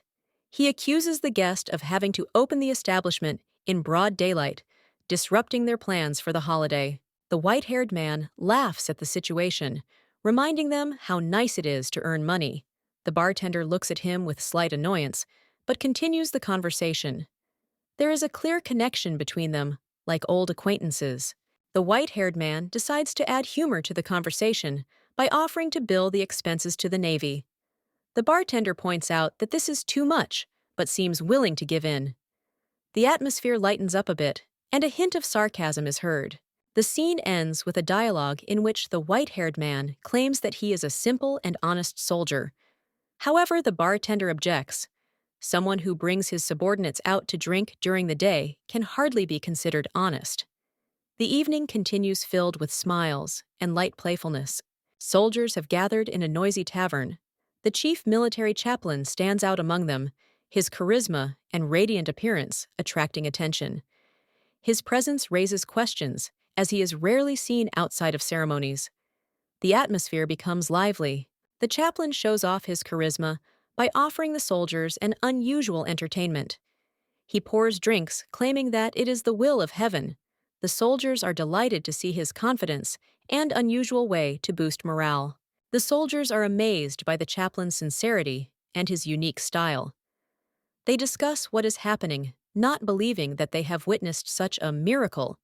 The conversations are full of joy and surprise, as if they received not only drinks, but also a boost of inspiration. A dialogue breaks out among the soldiers about how such events are conducted in other units. One of them shares his concerns about the future of the country, showing that even in such moments of joy, soldiers are not immune to serious reflection. Ritokianus, a lieutenant general, with white hair and red eyes, addresses his comrade with a question about the execution of his assignment. He is calm, but his confidence conveys the seriousness of the situation and the importance of the mission. His companion, without wasting time, hands Ritokianus a bundle of documents. According to him, the general is the best candidate for this task. This causes Ritokianus to smile slightly because he is confident in his abilities. The general jokingly replies that he is only good at his job, but that he cares little about anything else. His words bring smiles to those who hear them, creating a more relaxed atmosphere among those present. Ritoki Anus's comrade touches on a personal issue, asking about his meetings with the mysterious girl. The general avoids a direct answer, showing that he does not wish to discuss personal matters, especially in such a noisy company. The soldier notices that this looks sad. His words sound slightly ironic, but they convey a desire to better understand his general. A casual rapport is established between them. Finally, the comrade makes an important remark about the girl, hinting at her special place in Ritakianus's life. The general confirms this with a slight smile, leaving a mysterious intrigue in the air. In a cozy tavern, Lieutenant General Ritokianus, a man with white hair and red eyes, discusses a difficult situation with the bartender. The bartender advises to let go of a woman with whom something unusual is connected. But Ritokianus, with a slight smile, admits that this is exactly how he was loved. Clara, a small blonde with blue eyes, suddenly feels anxious in class. She feels that something bad is connected to her older sister. Her friends in class ask her how she knows this, but Clara is sure that her intuition is right. Clara's friends try to understand why she is so sure. She claims that it is a woman's intuition, which is always right. This causes a mixture of surprise and laughter among her classmates, who begin to actively discuss Clara's mysterious feeling. The conversation becomes more serious when one of the friends asks if Clara's older sister has a boyfriend. Clara reveals that there is someone her sister likes, causing a lively discussion and a wave of emotion in the class. Clara clarifies that she knows this person, but there is a problem with him. Her classmates, excited by her words, begin to guess what kind of person this is, becoming more and more carried away by this romantic discussion. Clara adds drama by revealing that the man has a dangerous nickname, Crazy Dog. This news stuns everyone, and some begin to fear that this man may cause trouble for her sister. Despite the creepy nickname, one of his friends points out that he's probably handsome. Clara, with a mixed expression on her face, agrees, but adds that looks aren't everything, moving the topic into a more philosophical direction. Classmates continue to tease him, noticing that Clara has repeated his appearance several times. They consider it praiseworthy, and everything begins to resemble a scene from a movie filled with drama and romance. Clara explains that this man may be good, but he is still a serious problem. This makes everyone think about how dangerous her sister's choice is. In the end, the discussion ends with the fact that despite all the dangers, feelings and beauty do not depend on words and nicknames. Clara and her classmates leave the topic, but in their hearts, there remains a slight worry for Clara's sister. In a school classroom, a young student complains to his teacher with a serious expression about the girls who are talking loudly again. He tries to show his diligence by raising his hand, while behind him, the girls quietly giggle, disrupting the order and causing surprise to the teacher. The teacher, addressing the class, urges the students not to be distracted and to concentrate on reading the book. Her calm voice drowns out the light noise, and the girls, noticing the seriousness of the moment, humbly agree. But their lively behavior still leaves a hint of possible mischief. The blonde, golden-haired boy, casting a mocking glance at the girls, silently notes their behavior with irritation. The teacher notices his tense state and warns him to behave decently, setting an example for his classmates. A girl with long golden curls. Clara looks upset. She sits at her desk, wiping away tears, and thinks anxiously about the situation. She attracts the attention of a classmate who asks curiously if she is okay. The young man standing at the board suddenly begins to defend himself when Clara notices his attention to her. His reaction becomes violent. He denies everything that could hint at his sympathy, causing laughter from those around him. Clara feels hurt and humiliated, but sympathetic classmates appear nearby, trying to support her. Her tears attract attention, and one of the boys remarks that the worst thing is to see a girl crying, trying to console her. Clara despairingly says that her sister and someone else have already told her how things could be better. Her words reveal the hidden resentment that has been building up in her soul, revealing her inner vulnerability. One of the boys thinks about how teenagers often act immaturely as they grow up, targeting their crushes with crude jokes or teasing. This realization makes him think about his own behavior. A classmate advises another boy to be honest and just admit his feelings if he really likes Clara. The embarrassment and rage on the blonde's face betray his inner struggle, but he continues to deny everything with vehemence. The boy sarcastically remarks that his father could punish everyone for such behavior. His words, however, have no effect, as the interlocutor calmly reminds him of his noble origin, ending the scene with a slight ironic note. The golden-haired, green-eyed youth threatens to say that once his father completes his work, there will be major changes.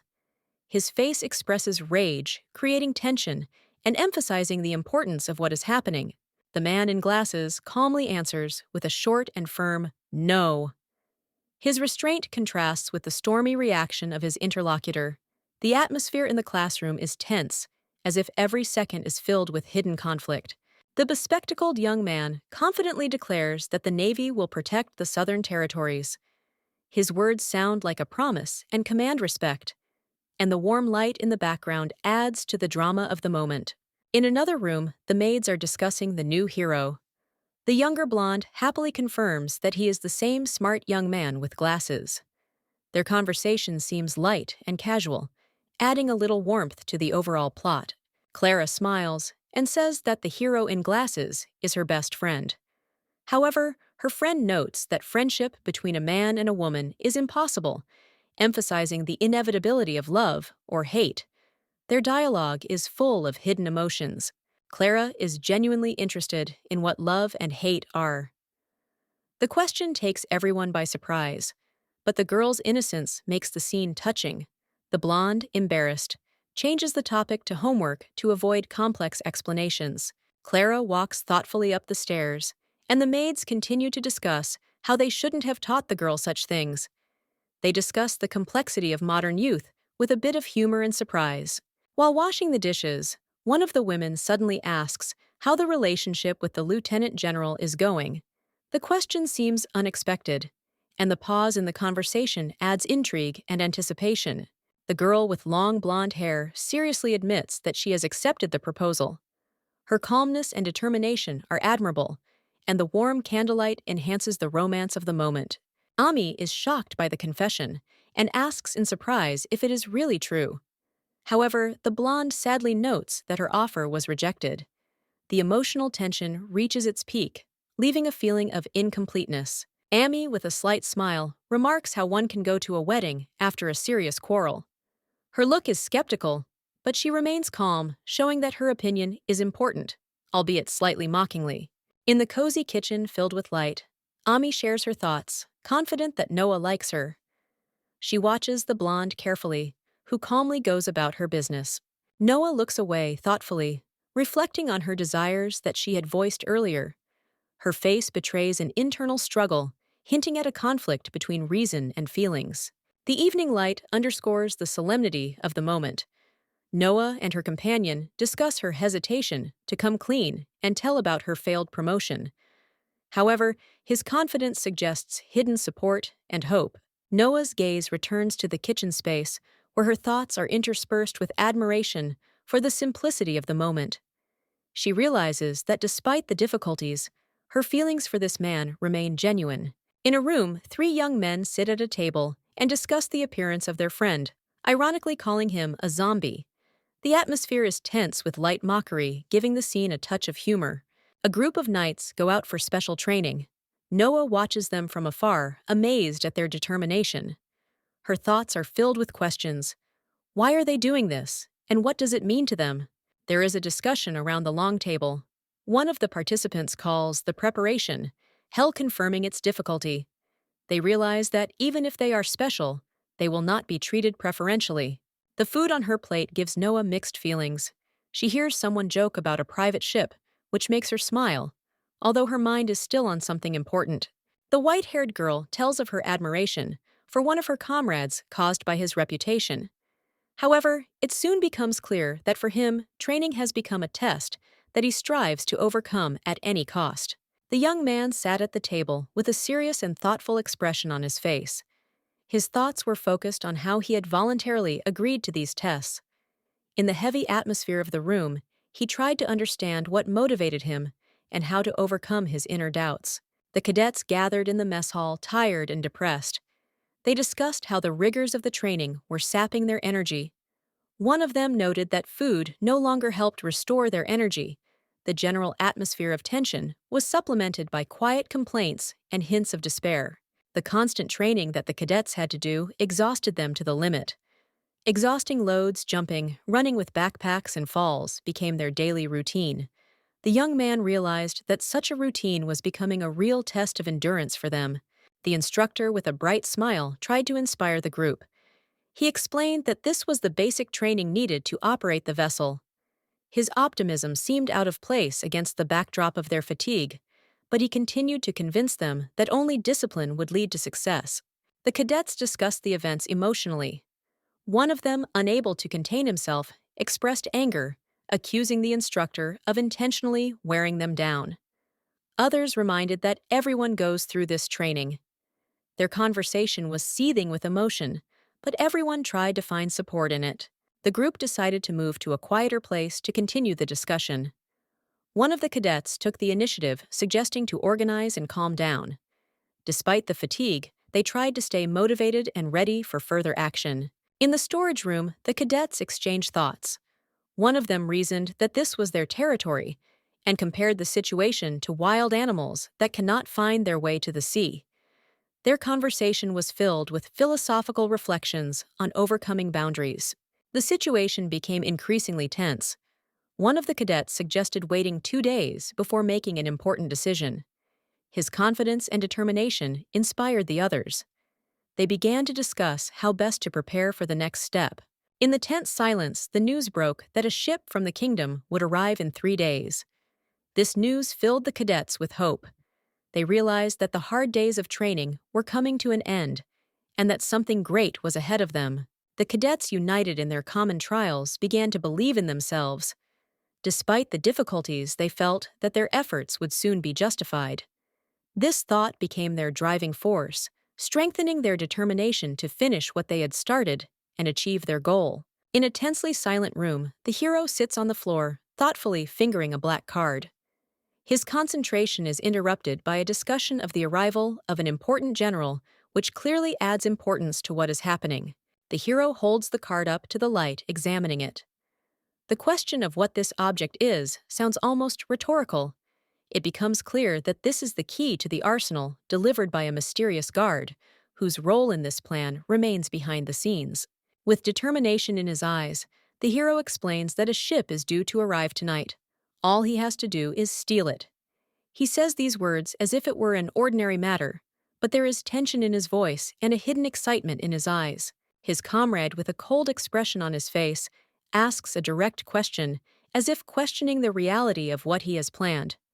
This short pause seems like an eternity, but the hero answers with restraint that it is possible despite all the difficulty. His blonde comrade points out that this is the naval headquarters, the most secure location in the kingdom. This adds drama to the situation and underlines the risk they are willing to take. The hero, sitting in the corner of the room, peers into the boxes of supplies. His figure seems withdrawn. He understands that the undertaking is far from simple, and a shadow of doubt runs across his face, although he tries to hide it.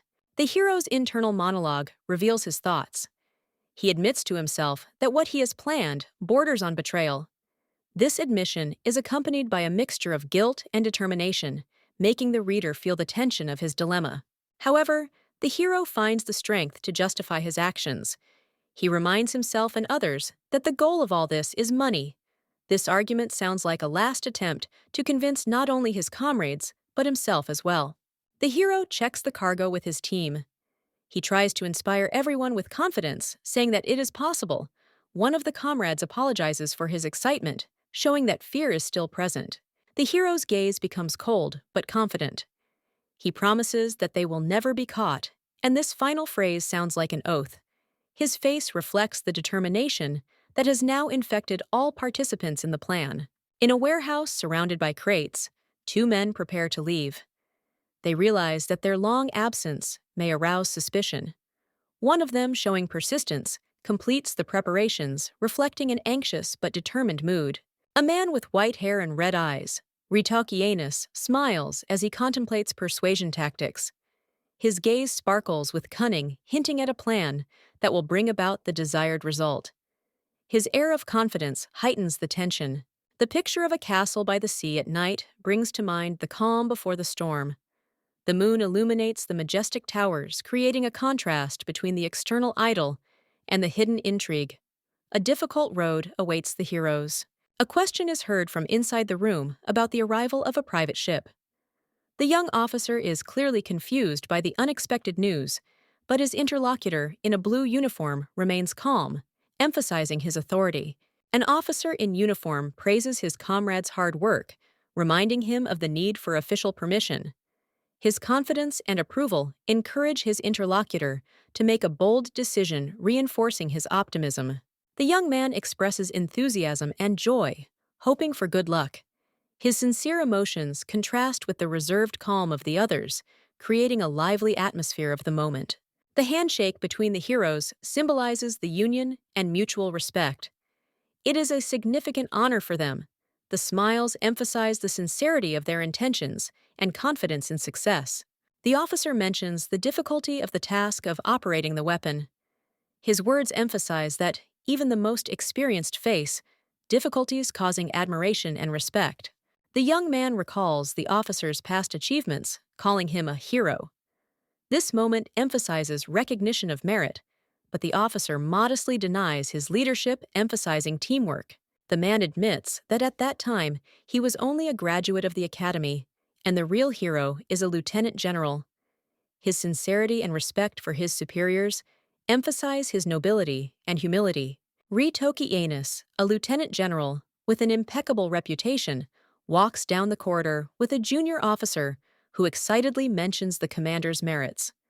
The man silently accepts the praise, maintaining a stern posture and an impassive expression, projecting confidence and authority. Noah, a cold-eyed blonde, sits at the table, pondering the situation.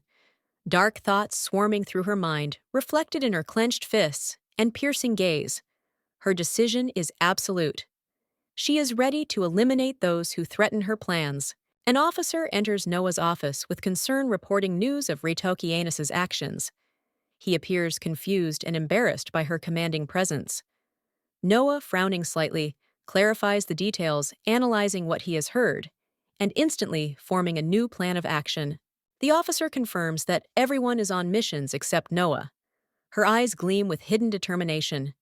She ignores the officer's attempts to justify herself, focusing on regaining control of the situation, despite the apparent chaos of events. Ritoki Anis stands at the window, watching the city. His gaze directed into the distance betrays inner doubts.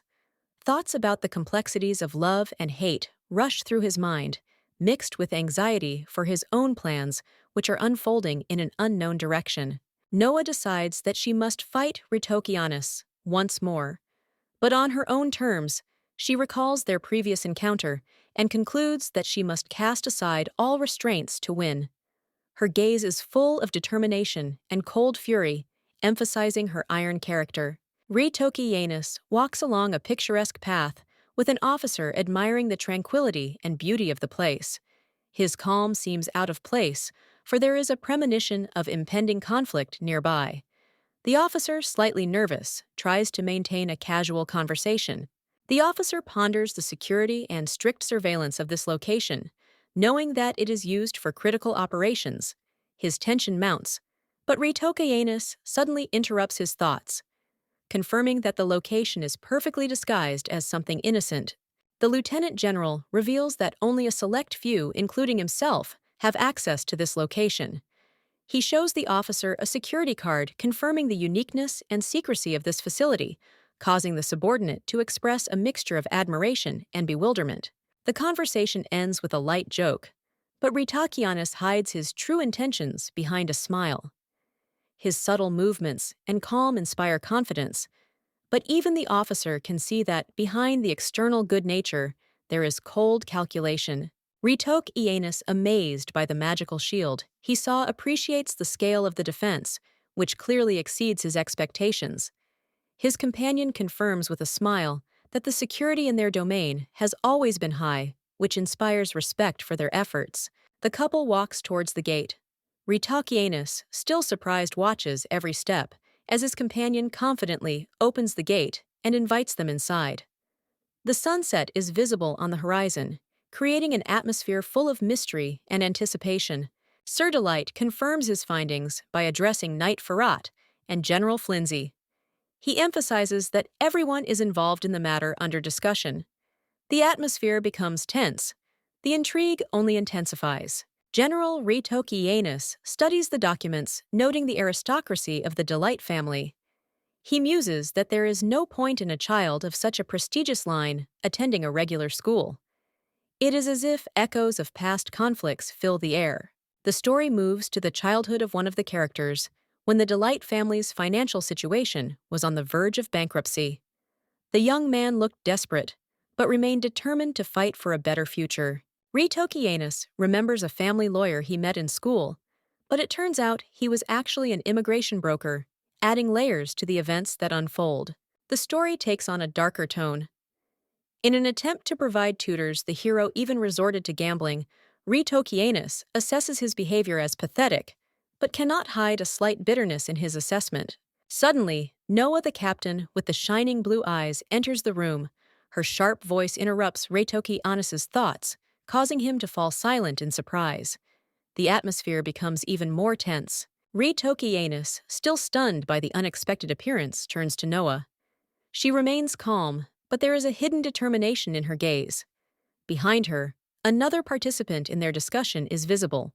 Noah, looking intently at Ritokianus, asks him a question about tomorrow evening. Her voice sounds firm, leaving the feeling that behind her words, there is an important plan that will change the course of events. Lieutenant General Ritokianus and Noah meet in a conference room. The girl shyly asks if he is asking her out on a date. The man, stunned, confirms. The atmosphere in the room becomes tense, and their colleagues watch this unexpected turn of events with interest. With blue eyes full of determination, Noah asks Ritokianus to go on a date tomorrow if he has nothing to do. Her sincere and direct tone knocks the man out of his usual calm. This offer makes him forget about his status for a moment. Ritokianus, confused, covers his face with his hand, trying to hide his confusion. His colleagues sitting next to him try to suppress their laughter, watching his reaction. They exchange glances, clearly enjoying the informality of the situation. One of the officers suggests that Noah continue the evening at the hotel, adding a humorous detail about preparing the linen, which she liked. This comment completely destroys the seriousness of the moment. The atmosphere becomes almost comical, but Noah remains confident. Ritokianus tries to change the subject, as if to suggest Noah try something else. Noah is indignant, trying to figure out which of them should feel embarrassed. It's an emotional moment that's both dramatic and funny. Ritokianus' smile returns when he asks why Noah is so flustered. He suggests that she not be shy and say it straight out. Noah, in turn, begins to doubt which of the two should be more embarrassed. Ritokianus' internal monologue reveals his plans. He understands that an important operation is planned for tomorrow, and has decided that Noah should not find out about it. He regretfully reports that he will be busy while on duty. Noah, hearing the refusal, coldly replies to make him forget about her offer. Her voice is filled with a note of resentment, which attracts the attention of Ritokianus. He looks at her clearly, feeling bitterness from her reaction. Returning to the table, one of the officers tries to support Noah, hinting that she might have a soft spot for Ritokianus. Her silent tension does not go unnoticed, but she tries to maintain her confidence. All the participants of the meeting look at Noah with smiles, understanding her feelings. Ritokianus, despite his restraint, also seems slightly embarrassed. This scene ends their meeting with a bit of intrigue and a hint of the continuation of the story. The young girl speaks forcefully to the officer, inspiring him to take action. However, her stern tone confuses him, and he sheepishly follows her command to lie down on the floor, justifying himself by saying that he was only caring for her. At the table, two officers are engaged in a tense conversation. The white-haired man, clearly the senior in rank, addresses his interlocutor by name, creating tension in the dialogue. The officers are discussing something important related to the plans. The white-haired man thoughtfully asks a provocative question about the meaning of the loss of one ship for the kingdom. His interlocutor, shocked by the unexpectedness, rejects the idea and asks with a smile not to dream about such a thing. On the beach, three men assess the situation. One of them asks worriedly about the presence of a tail, but is assured that there is no one nearby. Their conversation points to a hidden mission that requires caution. One of the group, a dark-haired man with a determined expression, asks where their subordinates are. His tone is wary, and the answer is a vague one, adding to the tension of the situation. As they approach the building, the group discusses the location of the personal ship. The dark-haired man, apparently the leader, defiantly chides his companions for their indecisiveness, showing confidence in his actions. Inside the building, 3 escorting officers stand at a loss in the face of the threat. Their anxiety is evident on their faces. One of them suggests stopping, but is told it is too late for regrets. The blonde officer timidly points out that even if they confess to their actions, the blame will ultimately be placed on him. His words are accompanied by a nervous expression, clearly fearful of the consequences. The leader abruptly cuts off all excuses, accusing his companions of treason. His anger and determination instill fear in his subordinates. His words clearly convey a threat, emphasizing the seriousness of the situation. In conclusion, the leader announces that they now have only 2 options: either promotion or the guillotine. His companions are stunned by such categoricalness, and their silence betrays complete shock and fear. The scene ends the narrative on a high note of tension. A man with a suitcase walks away from his house in tension, disappointedly, thinking about those he considers fools. The situation is clearly tense. He is considering a serious decision. He encounters another character who sarcastically reminds him of the possible betrayal of his companions. The man is confused, feeling the gravity of the situation. A group of people board a boat near the shore, planning to sail away as quickly as possible. The atmosphere foreshadows a dangerous undertaking. One of the participants suddenly mentions the main character's family, provoking him, as if deliberately touching on something personal. His face reflects a mixture of pain and anxiety. The host smirks evilly, mentioning that the hero got everything he wanted, but it was time to answer for his actions. His words sound like an accusation and a challenge. The men in the boat approach a large ship. As they talk among themselves, they notice that the ship belongs to the kingdom, preparing to meet. Before boarding the ship, one of them insists on checking everything first. The atmosphere becomes increasingly tense. A group of people inside the ship are clearly doing something suspicious, but they assure that everything is under control. One of them calls on everyone to cooperate with the kingdom.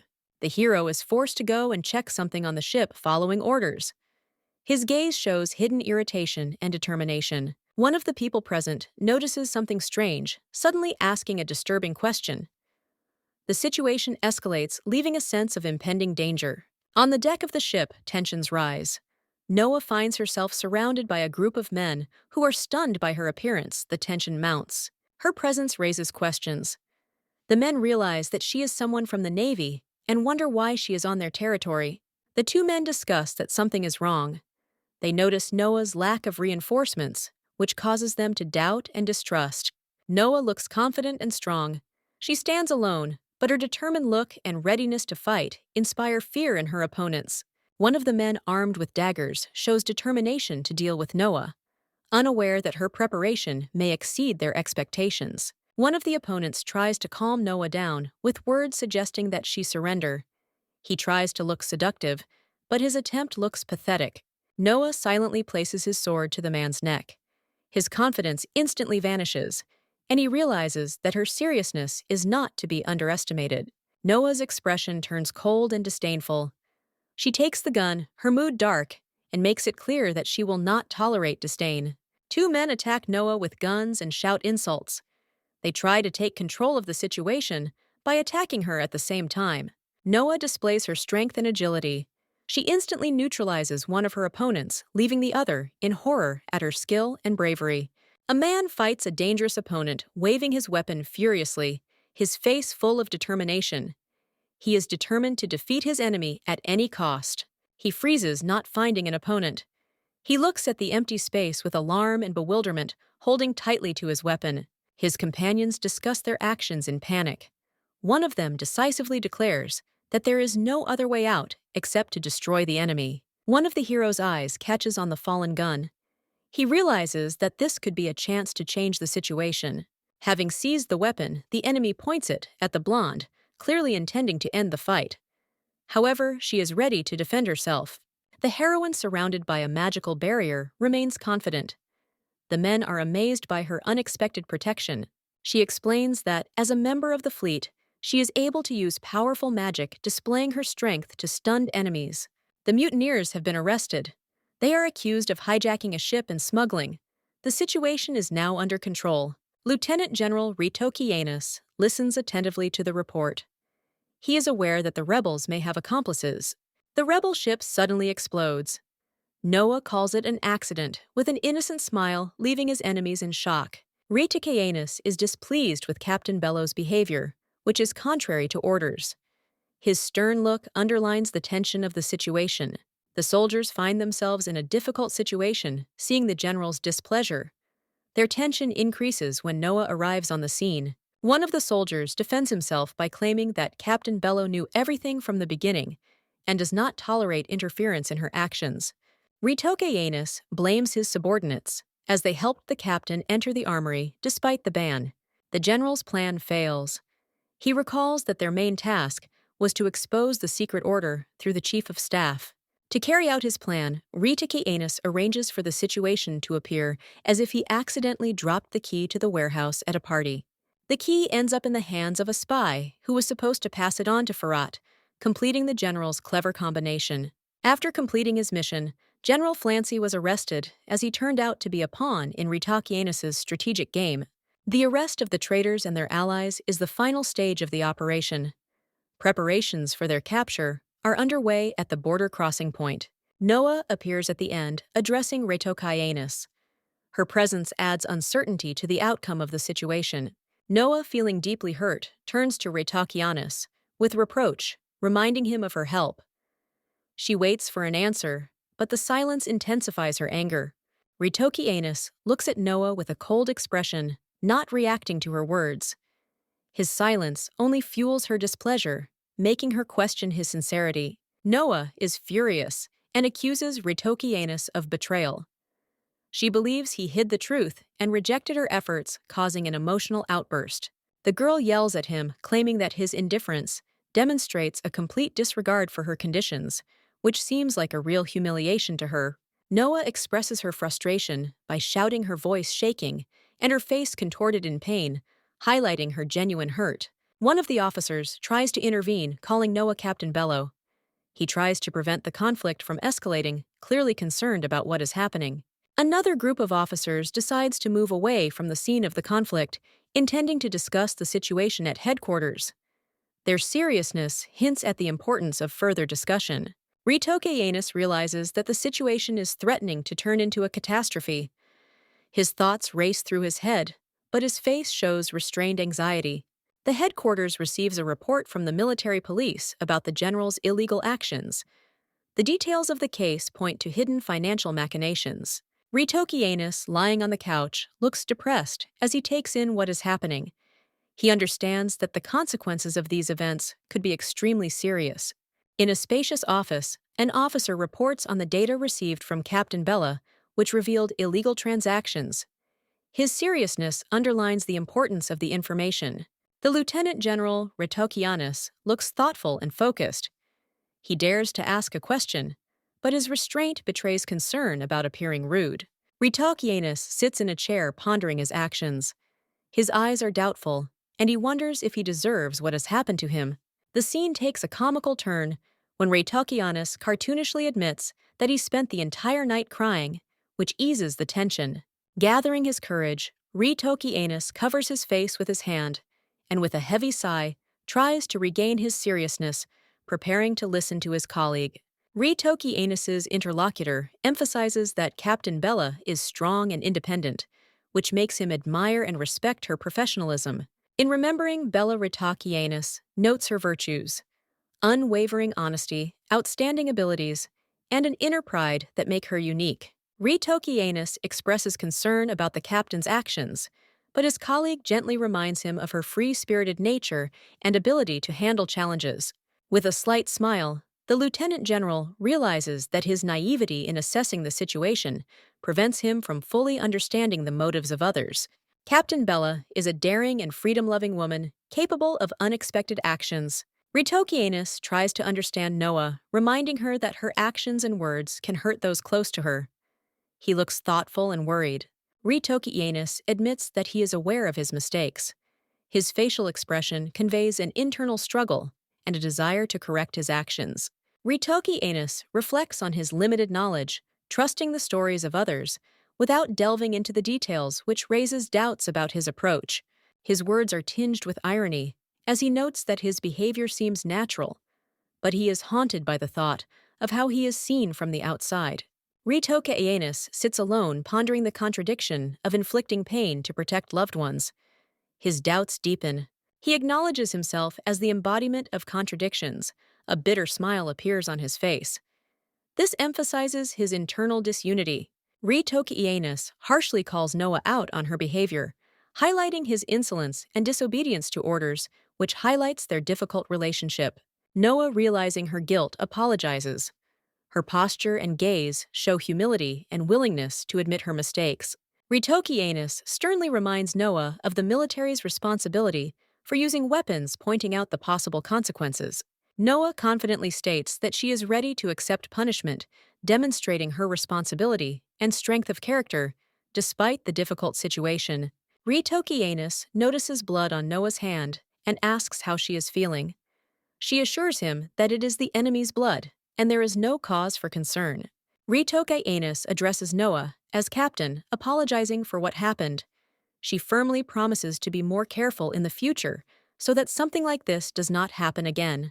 Ritokianus acknowledges that Noah is angry with him but has no intention of apologizing. His certainty in his position only angers her more. Noah asks indignantly why Ritokianus decided to act quietly. He replies that he did not want to attract unnecessary attention. Ritokianus explains that the operation involved uncovering traitors, so he was extremely careful information could fall into enemy hands. Noah ponders Ritokianus's words, understanding the logic behind his actions. However, she wants to hear it straight from his mouth. Noah asks him one last question: why she wasn't included in his plan. Her voice is full of bitterness and resentment. Ritokianus remains silent, and Noah despairingly states that the question was too difficult for him. She furiously asks when he will admit his feelings. Noah takes his silence as an answer and decides that she has understood everything. Ritokianus tries to stop her, but words come hard to him. Ritokianus reaches out to Noah, trying to explain herself, but her resolve grows. She no longer wants to wait for answers that will never come. Noah reaches out to Ritokianus, begging him to explain if her assumptions are wrong. She yearns for even a spark of truth from him. She asks if he is happy with her, if he has any regrets, revealing her confusion. Her voice is full of pain and hope. Ritokianus distances himself from her. Confused, she asks why he has suddenly become so cold and indifferent to their relationship. She remembers his previous care when he seemed unable to live without her. However, now his true feelings have become a secret. He has awakened affection and passion in her, but his indifference hurts her. She realizes the depth of her conflicting emotions. Her pain turns into despair. She believes that it would be better if he used her and abandoned her than left her to drown in her own melancholy. Realizing her humiliation, Noah admits that she was the only one who fell in love and was left with nothing in this relationship. She reproaches Ritokianus for playing on her feelings, pretending to be the victim in their agreement to make it look like he was giving in. Noah decides to end this painful story.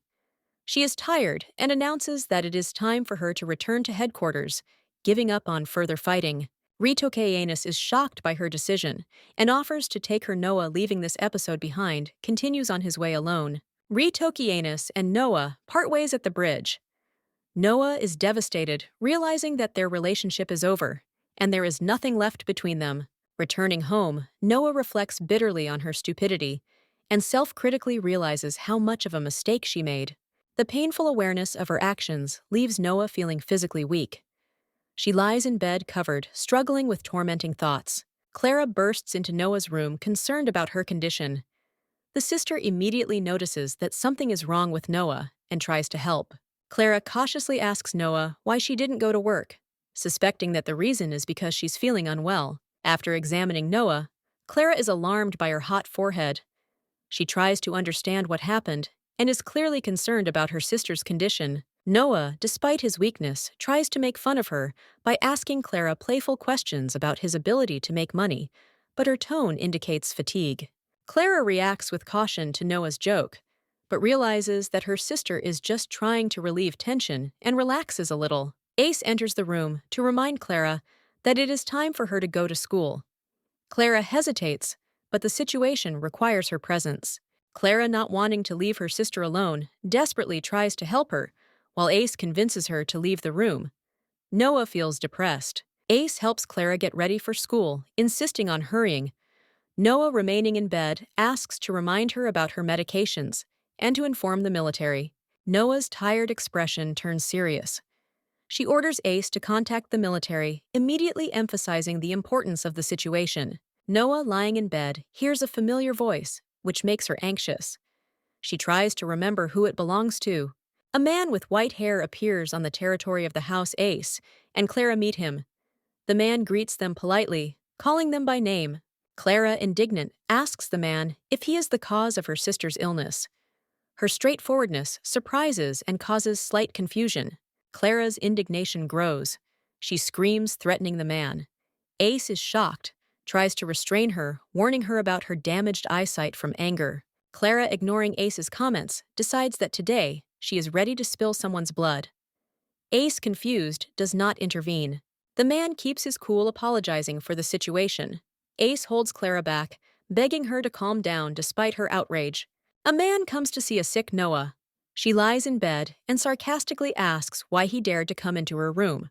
The man standing by the bed explains that he has received permission to come.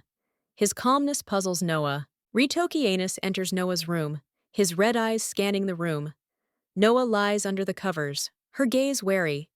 He reminds her who is boss, but the tension is palpable in his voice. Noah reflects on how his behavior has changed.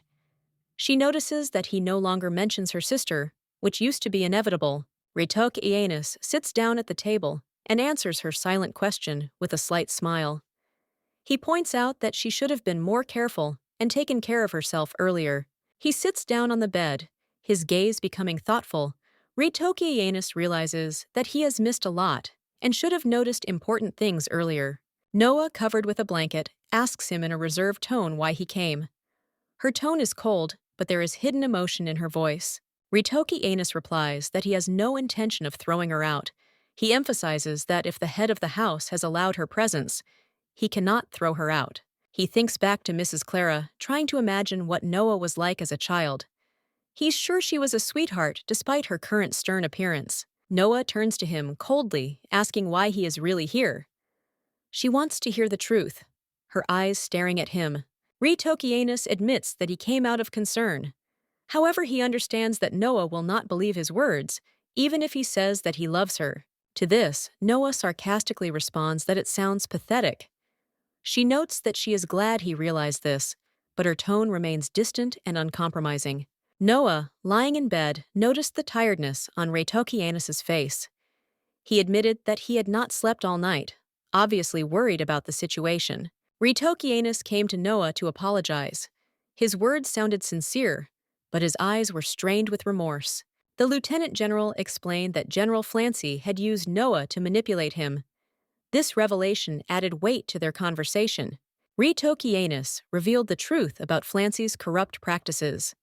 He had been embezzling money from the army for a long time and had connections with smugglers. Noah learned that Flancy was trying to frame her, the soldiers under his command, falsified evidence against her in order to eliminate her. Despite these intrigues, Noah would normally have been promoted to major.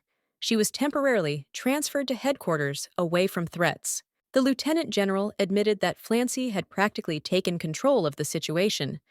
His smile betrayed ulterior motives. Noah was indignant. Because of Ritokianus, her promotion was delayed.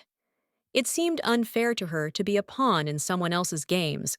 Ritokianus agreed that his decision had been a mistake, but admitted that he had deliberately held her back to protect her from greater harm.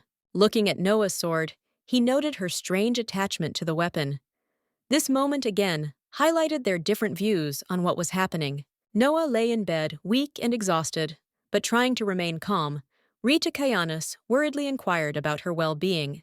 The man smiled slightly as he heard her feel a little better, his red eyes sparkling against the soft light of the room.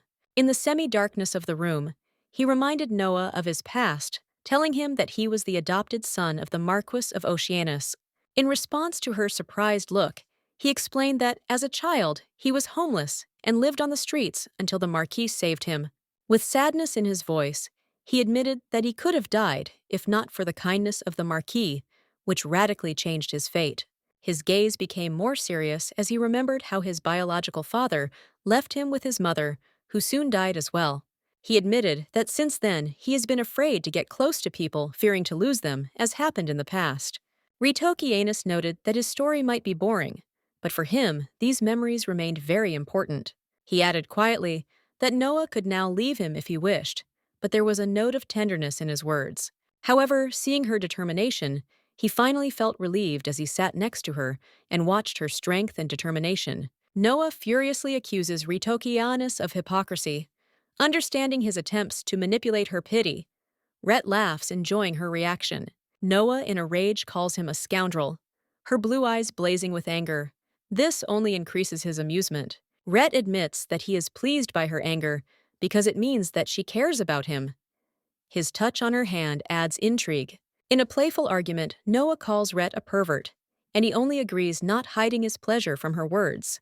She can't help but feel emotional, but her gaze softens as he wraps her in a warm embrace. Rhett assures Noah that only he can take care of a wayward person like her. This touches her heart. He says that her anger at him only confirms how much she cares about him while hugging her tenderly. Rhett notes how much he enjoys watching her sincere reactions to his every action. Her sweetness brings a warm smile to his face. Noah sheepishly calls him a pervert again, but the atmosphere between them becomes more and more cozy and trusting. Looking closely at Rhett, Noah asks him a question about love, feeling a mixture of hope and distrust. Noah remembers the moment she first met Ritokayanis. The warmth of his gaze and touch fills her heart with light like fireworks. Ritokianis confesses his love. His vow sounds sincere, and Noah, slightly embarrassed, looks into his eyes, feeling warmth in her chest. Noah reflects on her indecision. Her room is immersed in a cozy semi-darkness, as if reflecting her doubts and conflicting feelings. She realizes that this may have been her last chance to give up Ritokayanis. But in the face of feelings, they both take a step towards each other. The realization comes too late. The sun's light illuminates an empty room, symbolizing missed opportunities and irreversible decisions. A discussion breaks out in the barracks. Rumors of Noah's affair with Ritokai Anus leave her fellow soldiers perplexed and worried about her fate. Noah, tired of all this, tries to remain calm. Her gaze, filled with slight fatigue, speaks of an internal struggle. Her colleague Ami jokes, teasing Noah, but it only brings embarrassment. Her emotions reflect a mixture of irritation and surprise. Ami hints that the lieutenant general has been secretly visiting Noah. The slight mockery causes indignation, and her words seem to pique the curiosity of the others. Excitement flares among the co-workers. They discuss their bets, which only increases Noah's excitement. The look on her face suggests that the situation is getting out of control. The city's majestic architecture becomes the backdrop for a discussion of the fate of the stolen ship. Ami shares rumors of Admiral Abello's harsh orders. Noah asks anxiously, what will happen to the knights, apparently fearing for their fate? Her face expresses tension and curiosity. Ami explains that the knights belonging to the royal order have been sent to the capital under guard, emphasizing their special status. The past is revealed. The knights were threatened and forced to participate in the crime. Now their information can mitigate the punishment. Noah, reflecting on what happened, suspects that Rhett interfered with the situation. Her internal monologue shows her anxiety. Ami tries to distract her friend from work by offering to share personal news. There is a light, friendly atmosphere between them. Teasingly, Ami asks if Noah has managed to mend fences with the lieutenant general. Her smile radiates friendliness. Noah seems unwilling to reveal her feelings, avoiding the topic, despite her friend's good-natured pressure. Ami assures Noah that as a best friend, she can be a confidant, enhancing the feeling of closeness and understanding. After a short dialogue, Noah admits that she has indeed reconciled with the lieutenant general. Her face lights up with a sense of relief and joy. The girl condemns the senior officer for his cunning, while he rejoices in earning money. The atmosphere is light with elements of irony. Another officer stands by the door distrustfully discussing the situation. A conversation can be heard in the room, which makes him tense. The focus is on a man with white hair. He calmly answers the phone, confirming the instructions he has received. The white-haired officer comes out of the office, meeting his colleague. Their eyes meet, and the conversation becomes tense. In response to a colleague's question, the lieutenant general notes the excessive pickiness and strictness of his superiors, which makes him smile slightly. They continue their discussion, and the officer notices that the admiral, despite the difficult situation, remains confident and strict. The green-haired officer suspects the admiral's motives and hints at possible betrayal. His words sound like a challenge. The atmosphere becomes tense. One of the heroes notices the admiral's suspicious behavior, which increases his doubts. The arrested man's hands are shown tied behind his back. The chief discusses the reasons for the arrest, emphasizing the importance of further investigation. Ritokianis emphasizes that the situation is far from over, hinting at future difficulties and the uncovering of new conspiracies. A conspiracy involving one of the fleet's admirals and 2 knights of the royal order causes alarm among the participants of the meeting. Ritokianis and his associates try to figure out why these particular figures are involved in the case, doubting their true intentions. The idea of a merger between military forces and a knightly order surprises Retokianus. He does not understand how such a thing could be possible. Against the backdrop of calm seas, the possibility of new accomplices is discussed, hinting at a hidden threat beyond the obvious. The green-haired commander asks about the next steps. Not hiding his concern, Retokianus makes an unexpected decision. The lieutenant general announces his intention to begin preparations for the wedding, filling the situation with unexpected lightness and emotional change. Noah expresses confusion over Retokianus's decision to marry. She is unsure how much his decision relates to current events. Ami, present at the conversation, exclaims that Noah forgot how sincerely Retokianus proposed to her, emphasizing its seriousness. Reflecting on their reconciliation, Ami points out that after such a turn of events, marriage might be a logical step to strengthen the relationship. Noah admits that her anger has blinded her in recent days. She recalls Retokianus's offer, realizing her mistake and accepting his decision. Noah wonders if the girl will forgive her lover and marry him, her eyes full of doubts and thoughts about the past. In the dorm, the girls discuss their dreams outside the military. Ami asks Noah what she would like to do, and tension fills the room. Unexpectedly, Noah answers that she wants to get married. This shocks everyone around her, as no one expected such an answer from her. Her friends try to find out if she has a chosen one. Their reaction is full of surprise because they thought that Noah is not interested in such questions. Noah explains that she wants to marry the man her parents chose. She smiles, showing her calm and confidence in her choice. She shares her dream of a strong family that she will build with her chosen one, even if it will be difficult at first. In her imagination, there is a happy picture. Ami jokingly remarks that her idea is similar to ancient traditions, which causes laughter in the company. The atmosphere becomes lighter. They discuss Noah's conservative nature and love of tradition. Ami admires her commitment to the ideals of family and honor. Ami asks if Noah plans to leave the service to get married. Noah is surprised and says that he will continue his career. Her confidence impresses her friends. Ami jokes again, calling Noah "noble grandma," adding a light-hearted touch to the serious conversation.